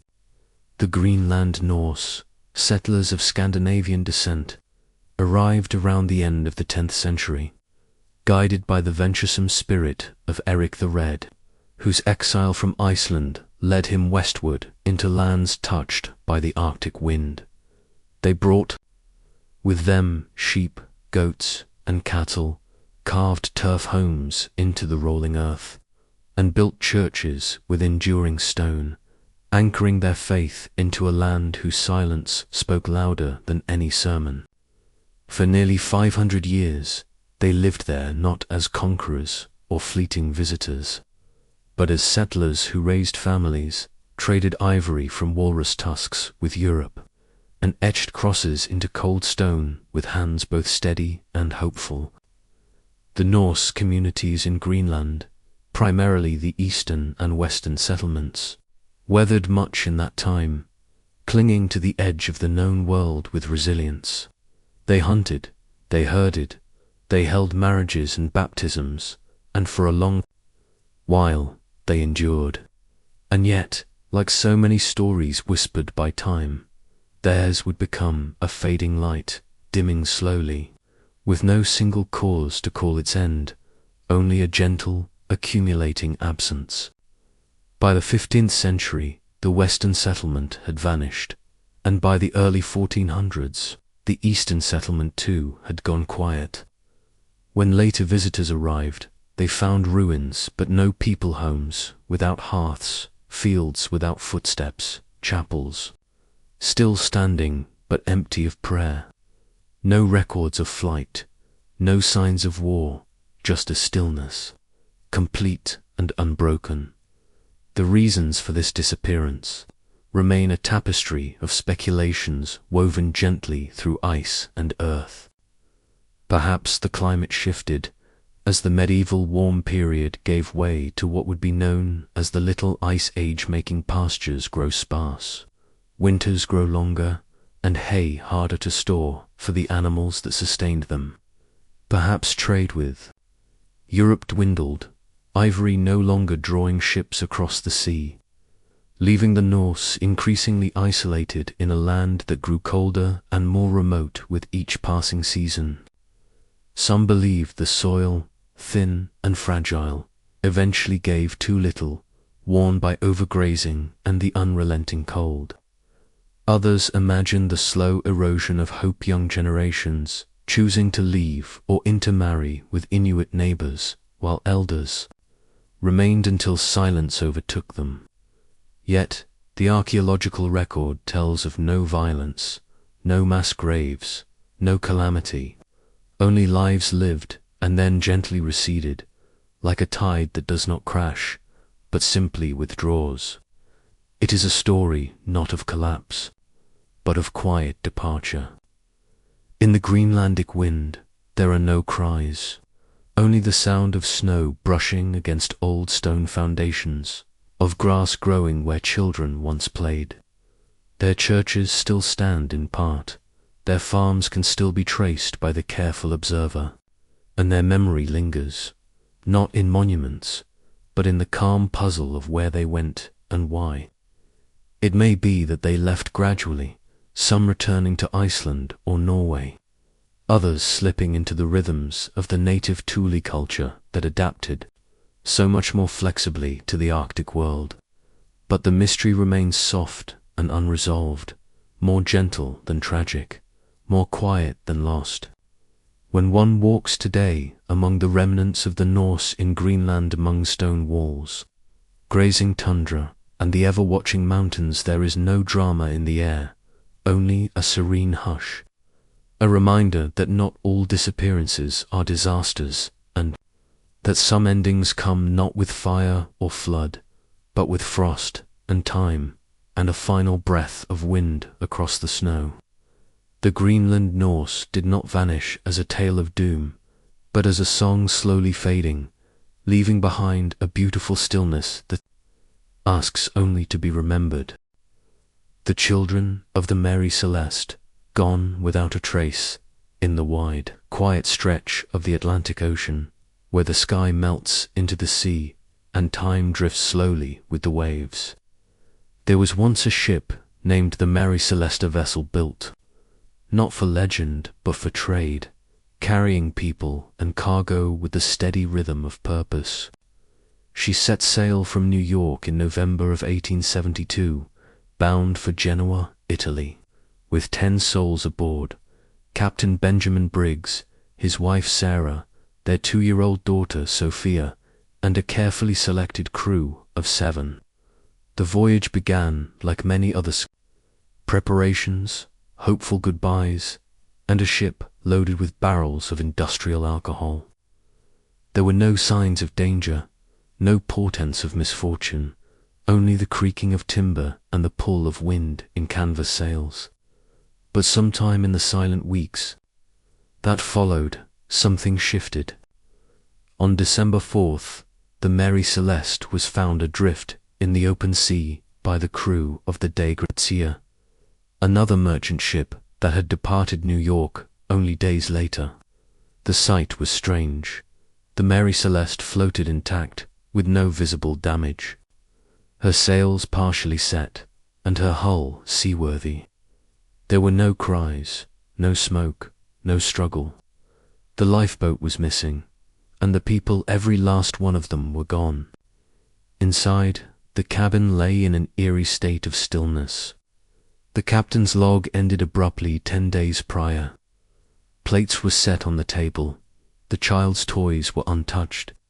Personal belongings remained, undisturbed, as if those who owned them had merely stepped away for a moment and never returned.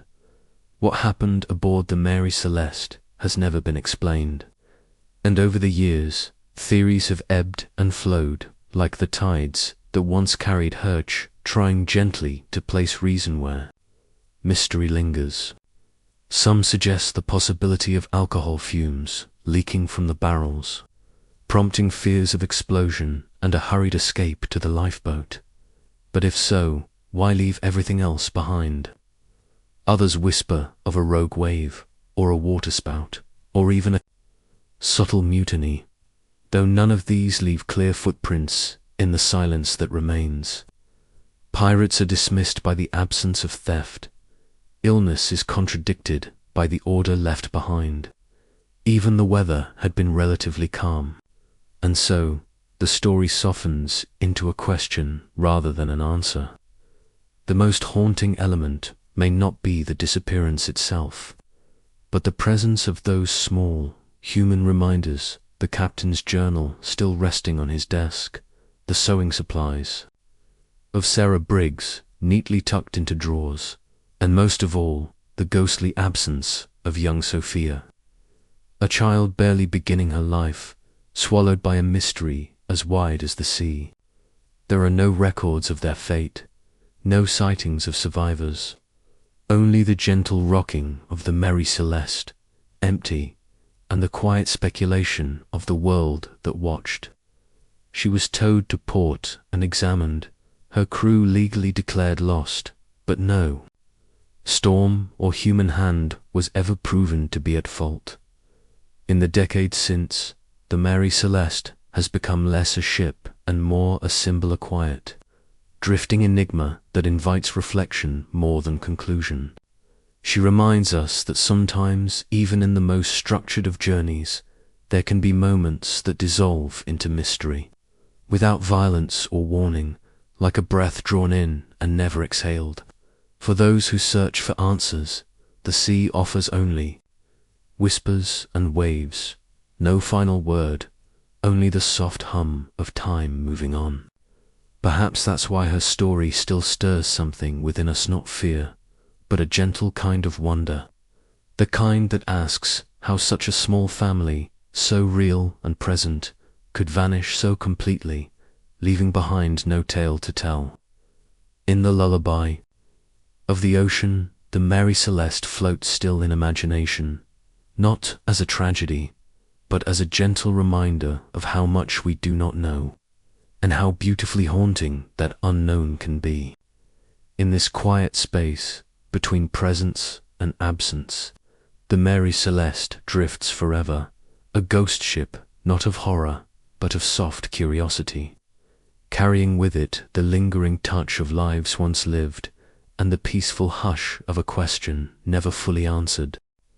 The Nine at Dyatlov Pass, what moved them into the cold? In the quiet whiteness of the Ural Mountains, where the wind moves like a whispered breath over snow and stone, there remains a mystery that lies not in shadows, but in the pale stillness of an untouched landscape. In 1959, 9 experienced hikers from the Ural Polytechnical Institute set off into this frozen wilderness of Soviet Russia, strong in spirit and bound by friendship, looking only to test their skill against the serene challenge of nature's extremes. Led by Igor Dyatlov, their journey was meant to be demanding but ordinary, a winter expedition across familiar trails.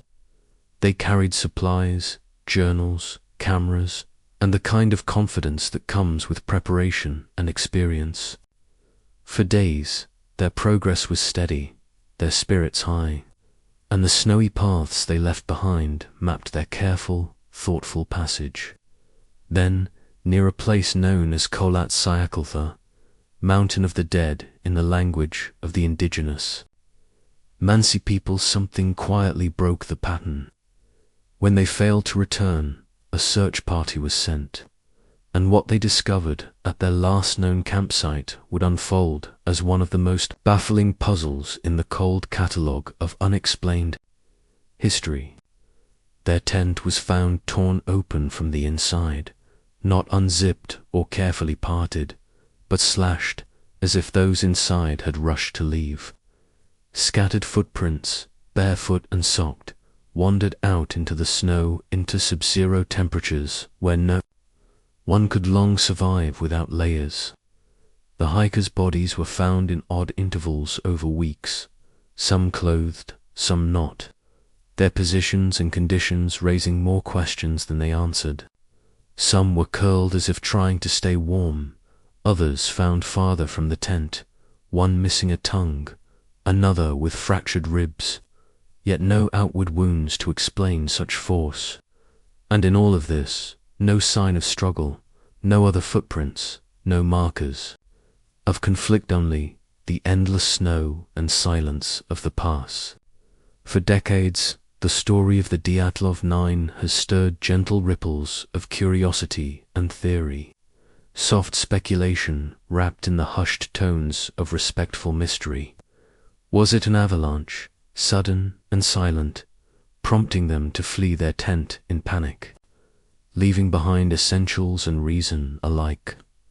Or could it have been something more subtle, unusual wind phenomenon called infrasound, which some researchers suggest may trigger feelings of dread or disorientation in the human mind, nudging even the rationale to act irrationally in the face of nothing at all? Others speak softly of military experiments or secret technologies woven into the background of Cold War tension, though no strong evidence has ever emerged. There are whispers, too, of natural gas emissions, small seismic events, or even the possibility of paradoxical undressing, a known condition where hypothermia can cause disoriented victims to remove their clothes despite the freezing cold. Yet none of these ideas, while plausible, explain everything.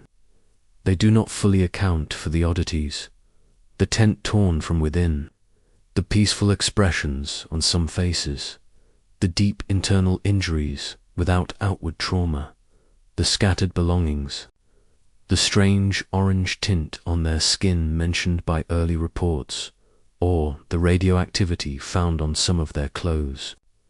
But rather than stir fear or alarm, the Dyatlov mystery rests quietly in history unsolved, unthreatening, a story that does not roar, but sighs. It is not about what scared them, perhaps, but about what moved them out of warmth and into cold, away from shelter and into stillness. There is no villain in the snow, no shadow behind a tree, just a question, gently waiting without urgency or answer. Today, visitors still leave tokens at their memorial, a simple stone inscribed with the names of the nine.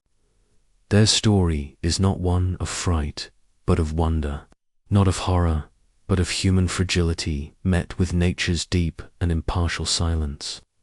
It reminds us that even the best prepared, the bravest, can be humbled by a moment beyond understanding, and that not every question must be solved to hold meaning. The Dyatlov Pass incident has been studied by investigators, scientists, storytellers, and dreamers, each offering their quiet theory, and yet the snow still falls the same way over that distant place, as if cradling the memory in layers of time. It is a mystery that asks not for urgency, but for stillness. And in that stillness, perhaps we find what truly matters, not the answers, but the care we take in remembering those who walked into the unknown, not with fear, but with purpose. They were not lost to darkness, but to something softer, something that left behind no signs of harm, only the soft question of what moved them.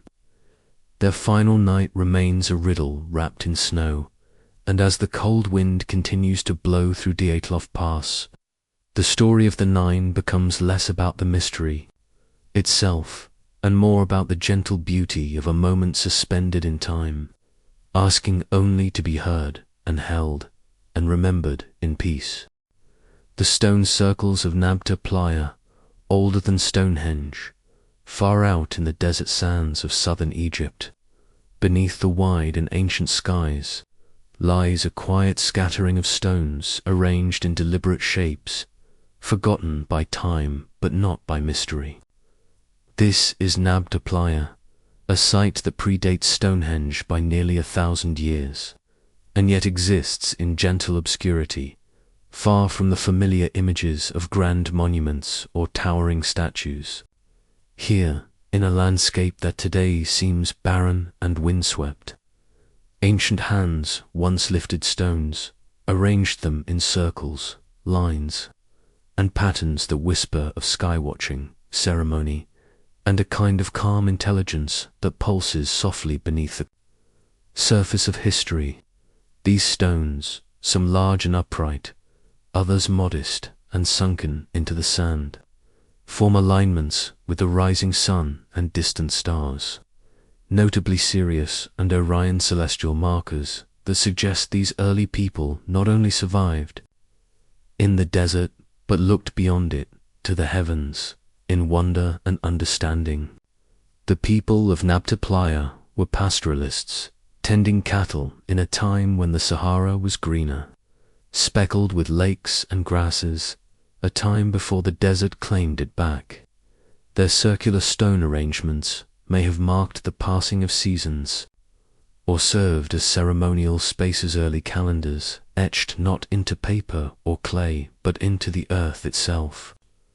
What makes Nabta Playa so quietly astonishing is not its grandeur, but its humility.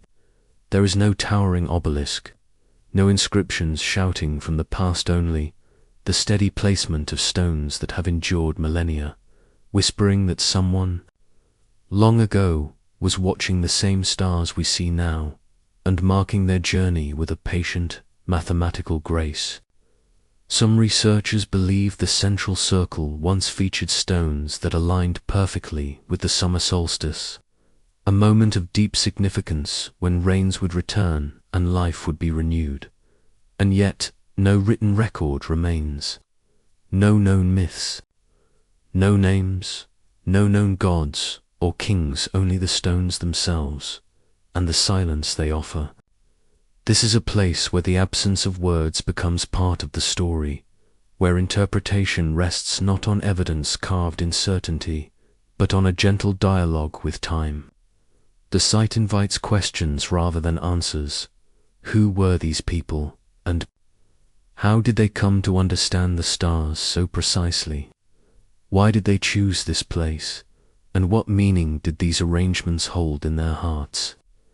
Some speculate that Nabta Playa represents one of the earliest known attempts at astronomical observance, a moment when humanity turned its gaze upward, not in fear, but in harmony, building quietly beneath the cosmos. Others wonder if these stones mark something spiritual, not just scientific, a place where sky and soul met in ceremony. Whatever the truth may be, it is wrapped in calm mystery, not meant to be shouted but gently felt. Today, as the wind brushes over the low stones and the horizon stretches undisturbed, Nabta Playa stands not as a monument to power, but as a soft reminder of the intelligence, curiosity, and quiet wonder that bloomed in human hearts long before cities or empires rose.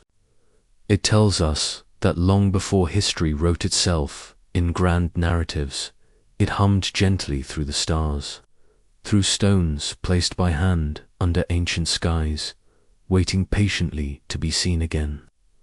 And in that patience, in that stillness, perhaps, we find the deeper truth, not that the mystery must be solved, but that it is enough simply to listen. The Sphinx was at once a lion before a pharaoh, beneath the warm gaze of the Egyptian sun, where the winds sweep across golden sands that stretch endlessly into quiet horizons. The great Sphinx of Giza rests in patient silence, guardian of time, a creature of stone, a riddle carved from the bedrock of mystery itself. Towering and weathered, it blends the body of a lion with the head of a human, traditionally believed to bear the likeness of the pharaoh Kafir. Yet its presence suggests a story far older, deeper, and more dreamlike than the chisel strokes of any one king. The question lingers softly, like the hush between thoughts. Was the Sphinx always this way? Or did it begin as something else entirely, something more primal and ancient? Perhaps the image of a lion resting on the horizon, facing the rising sun, long before dynasties ever dreamed of eternity. Scholars and seekers have long pondered this possibility, noting that the head appears small in proportion to its massive feline body, as though it was reshaped, reimagined, or repurposed long after its original form had already been forgotten by the sands of time. Geological studies have suggested that the body of the Sphinx may bear the scars of rain, not wind, hinting at an age far older than the pharaohs, perhaps dating back to a time when the land was greener, the climate gentler, and the Nile still. Whispered stories to a people who left no names behind. In this view, the Sphinx is not just a monument but a palimpsestic canvas of symbols rewritten by successive cultures, each leaving their breath upon the stone, each reshaping the face, without fully erasing the past. If it once stood as a lion, it might have symbolized the horizon itself, or perhaps the constellation Leo, rising with the sun in a cosmic alignment now lost in the turning of the heavens. The Sphinx, in this light, becomes not a singular statement of royal power but a layered echo of spiritual reverence, a silent monument not to kings but to time, cycles, and the mysteries that preceded memory. And yet there are no inscriptions to confirm or deny, no tablets that tell us for certain only the soft erosion of centuries and the deep stillness of stone. It watches still, day after day, as the sun rises and sets, as tourists and scholars pass in quiet awe, as speculation drifts like sand upon its pores. The Sphinx does not correct or clarify, it simply endures, as if to say that not all riddles are meant to be solved, some are meant to be sat beside in stillness.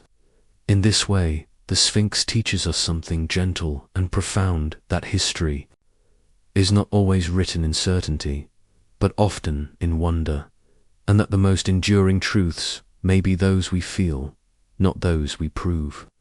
And so, the lion that may have once been, the pharaoh that may have followed, and the silence that remains, all rest together beneath the sky, held within the enduring gaze of a creature that remembers what we have long since forgotten. Puma Punku cuts stones beyond ancient capabilities. High on the Altiplano of Bolivia, where the air is thin and the silence almost sacred, rests a ruined complex that has puzzled and inspired generations of travelers, historians, and dreamers. Alike Puma Punku, a site near Tiwanaku, whose massive stone blocks lie scattered like pieces of a forgotten puzzle, their angles crisp, their surfaces smoothed with a precision that feels quietly at odds with their supposed age. These stones, some weighing dozens of tons, are carved with right angles so sharp, so uniform, that even modern tools would pause to admire their craftsmanship. Yet their creators remain largely unknown, their intentions obscured by the slow crumble of centuries and the loss of context through time. What captivates most is not only the scale or weight of the stones, but the delicate and intelligent design etched into their faces' intricate grooves, interlocking shapes, and drill-like holes that whisper of knowledge, of planning, of technique, far beyond what we typically attribute to a culture that left behind no written language. These details have led some to gently ask whether the people of Puma Punku possessed skills now forgotten, or perhaps had access to tools and understanding that have not survived the erosion of memory. Could they have used copper chisels, as traditional archaeology suggests, or were they guided by more enigmatic methods, ones lost to floods, to migrations, or to the hush of oral tradition slipping away? The location adds to the mystery. Perched over 12,000 feet above sea level, moving such stones without wheels, cranes, or beasts of burden presents a quiet impossibility that encourages the imagination to drift. Even the origin of the stones themselves adds depth to the enigma, for they were transported from quarries miles away, across uneven terrain and waterways that now seem to resist such efforts. And yet the builders did not resist, they planned. They shaped, they placed, creating structures that align with celestial bodies, suggesting a harmony between earth and sky, stone and star. Still, the site is incomplete, as if its makers paused one day and never returned, leaving behind a blueprint carved in and abandoned to time. Wind sweeps over these stones now, brushing past tourists who kneel to trace their fingers along ancient cuts, trying to feel what hands once shaped them. No inscriptions tell us why the site was built, or for whom, or what rituals may have unfolded beneath the open sky. But in that quiet, among the scattered stones, there's a sense that Puma Punku is not broken, it is paused, waiting to be remembered, not with certainty, but with wonder. Some see it as a spiritual site, a stage for the soul to gaze upward and inward. Others see the hints of lost technology, misunderstood by modern minds trying to fit the past into a neat chronology. And perhaps that is the gentle lesson it offers, that not all things ancient are primitive, and not all progress moves forward. In the smooth cuts and forgotten blueprints of Puma Punku, there is a calm reminder that intelligence does not always leave loud echoes. Sometimes it leaves only the quiet trace of precision in stone, a mystery wide as the sky and deep as time, inviting us not to solve it, but simply to sit beside it, listening. Mount Kailash, why no one climbs this sacred peak, rising in elegant stillness within the remote Trans-Himalayan ranges of Tibet. Mount Kailash does not scream for attention like the world's tallest peaks, simply stands, modest in height, yet profound in presence, a sacred sentinel embraced by myth, mystery, and timeless reverence. Unlike Everest or K2, which lure climbers with the thrill of conquest, Kailash quietly repels them, not with avalanches or impossible cliffs, but with something far subtler, an aura of sanctity so deep that no summit attempt has ever been officially recorded or internationally sanctioned, and none has ever succeeded. Revered across multiple religions, Hinduism, Buddhism, Jainism, and beyond, this mountain is seen not as a challenge to be overcome, but as a divine symbol to be respected. In Hindu tradition, it is believed to be the abode of Lord Shiva, the cosmic dancer who meditates in stillness atop the peak. Buddhists consider it the earthly representation of Mount Meru, the axis mundi at the center of the universe. And for Jains, it is where their first Tirthankara attained liberation. This tapestry of belief creates a space where nature and the sacred blur, where the mountain becomes more than stone, it becomes story, sanctuary, and symbol. It is said that those who even attempt to map the mountain's summit feel disoriented. That compasses spin, that time itself seems to fold quietly around its base. Rather than climbing, pilgrims circumambulate it, walking the 52-kilometer path in devotion, some doing so with steps as gentle as prayers bowing, rising, bowing again as if to remind the soul that not every journey moves upward. Even among mountaineers, there is a rare consensus. Kailash should remain This unspoken agreement, this gentle decision to preserve the untouched, may be one of humanity's few acts of collective restraint, where awe surpasses ambition. In an age where most peaks have been mapped, scaled, and claimed, Kailash endures, not as an achievement to be unlocked, but as a presence to be felt.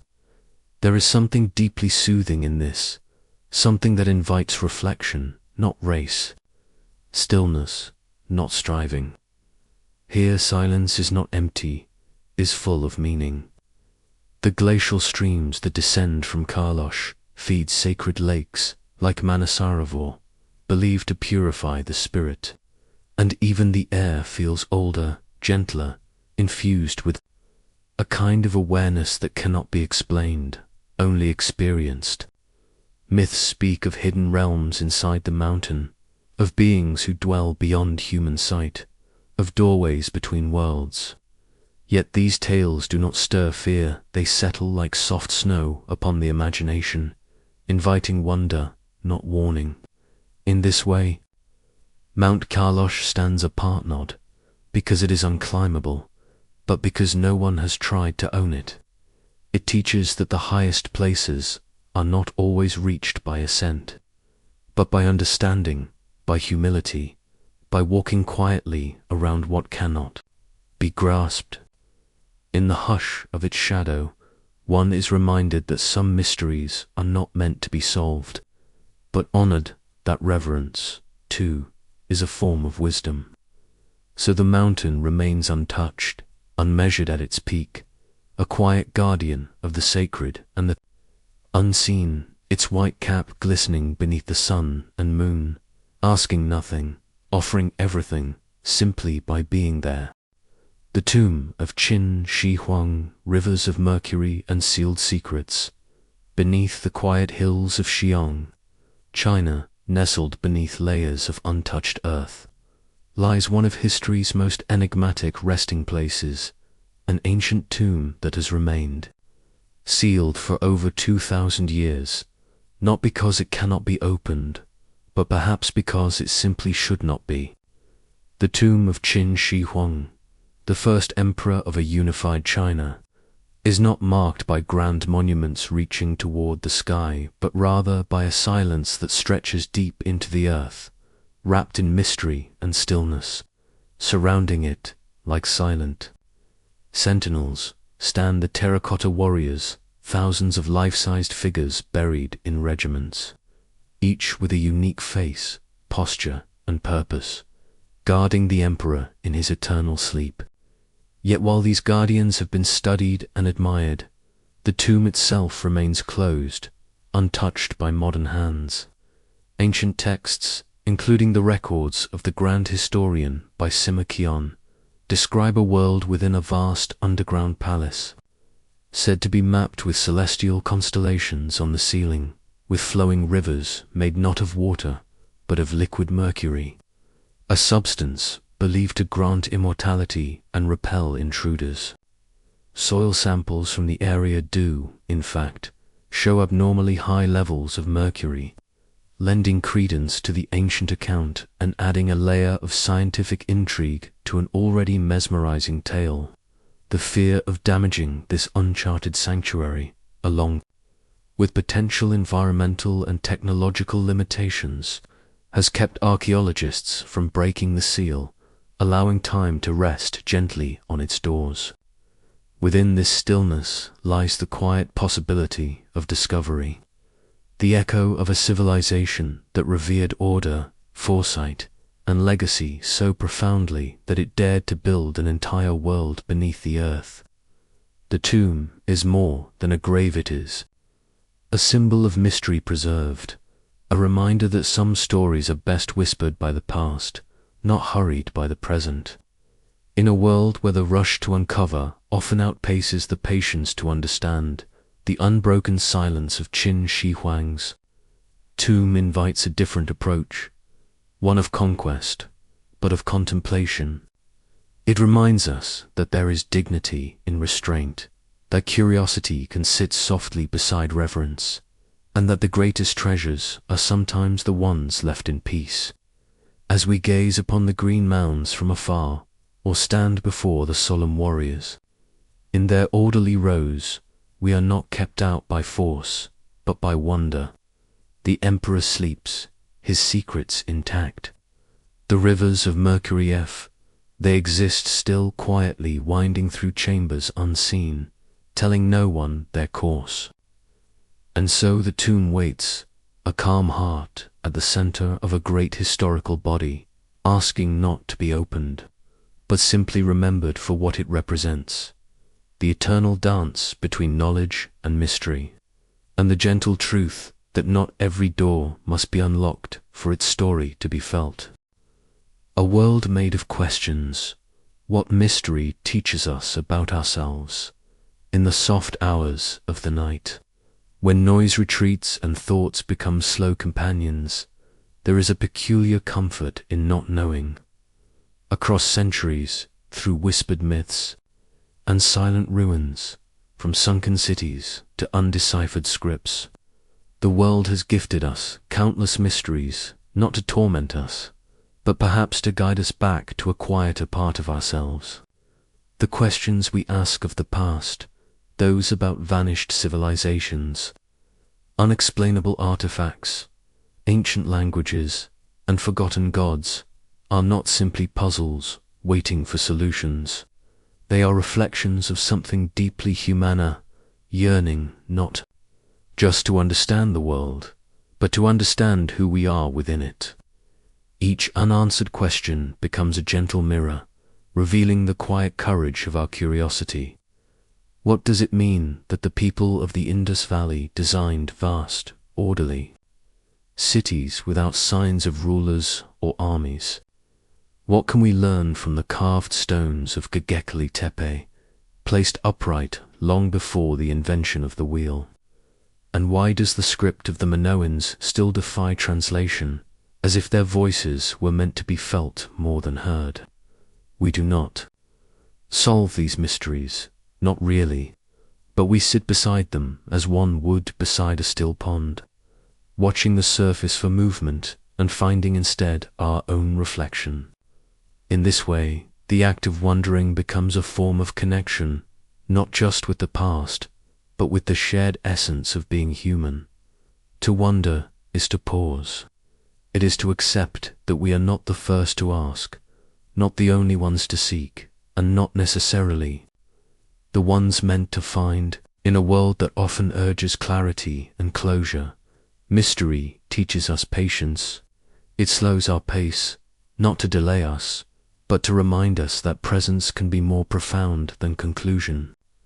In the mystery, there is no demand to believe, only the invitation to feel. And feeling, when untethered from urgency, becomes a soft kind of knowing. What do we feel when we walk through ancient stone circles older than pyramids? Or when we hear that rivers of mercury might lie buried beneath the tomb of an emperor untouched by time? These stories do not insist on belief. They open a space where belief becomes optional and awe becomes inevitable. And perhaps the greatest mystery is this, that we are drawn to the unknown, not out of fear, but out of a deep longing to find meaning beyond ourselves. We touch the edges of mystery not to own it, but to feel that something vast and beautiful lies just beyond our reach. And so, we continue to ask not because answers will complete us, but because the questions themselves are companions on the road of being. They hold us close in our solitude, wrap around us like a quiet breeze at dusk, and whisper that wonder is enough.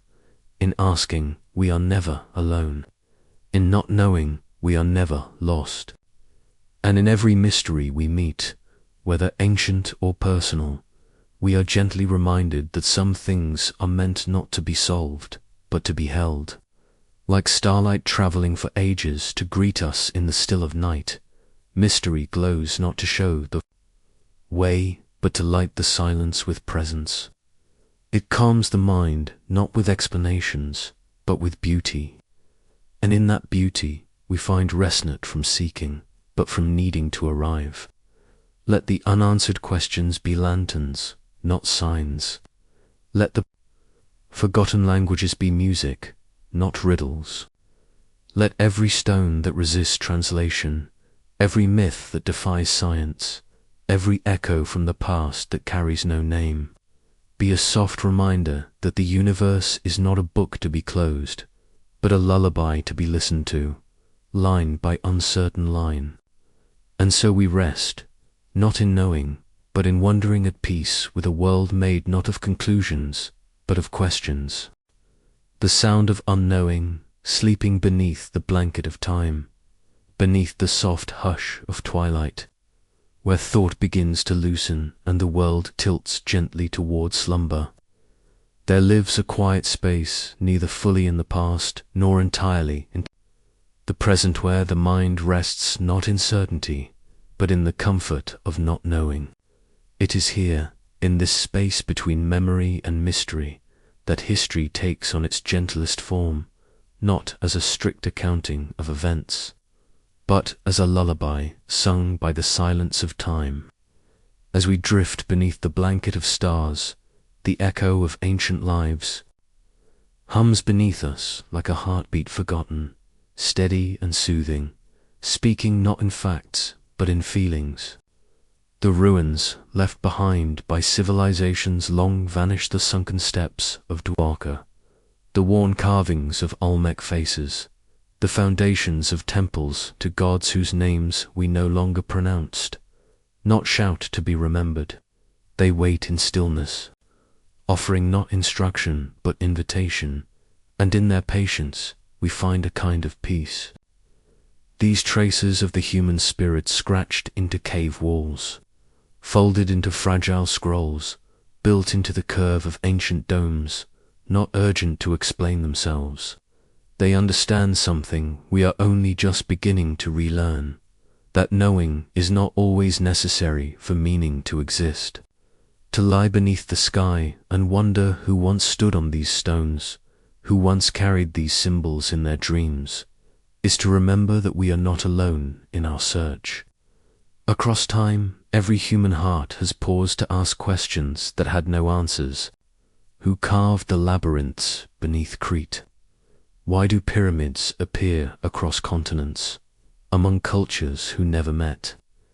What was the true purpose of the great ziggurats rising from the Mesopotamian earth, shaped like ladders reaching toward a silent sky? We do not need to know to feel their presence. We do not need proof to be moved. The sound of unknowing, when allowed to fill the space between what we ask and what we receive, becomes less a silence and more a song, a melody shaped by echoes, a music that asks nothing of us but attention. It moves softly through time, winding like mist through the halls of lost libraries, through gardens that once grew beside forgotten palaces, through the bones of ships that now rest on the ocean floor like sleeping giants. It passes through myths and records, through stories whispered from parent to child, each generation adding only a note, not an answer.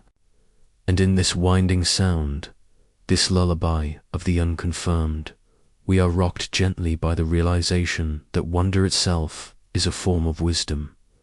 To not know is not to fail.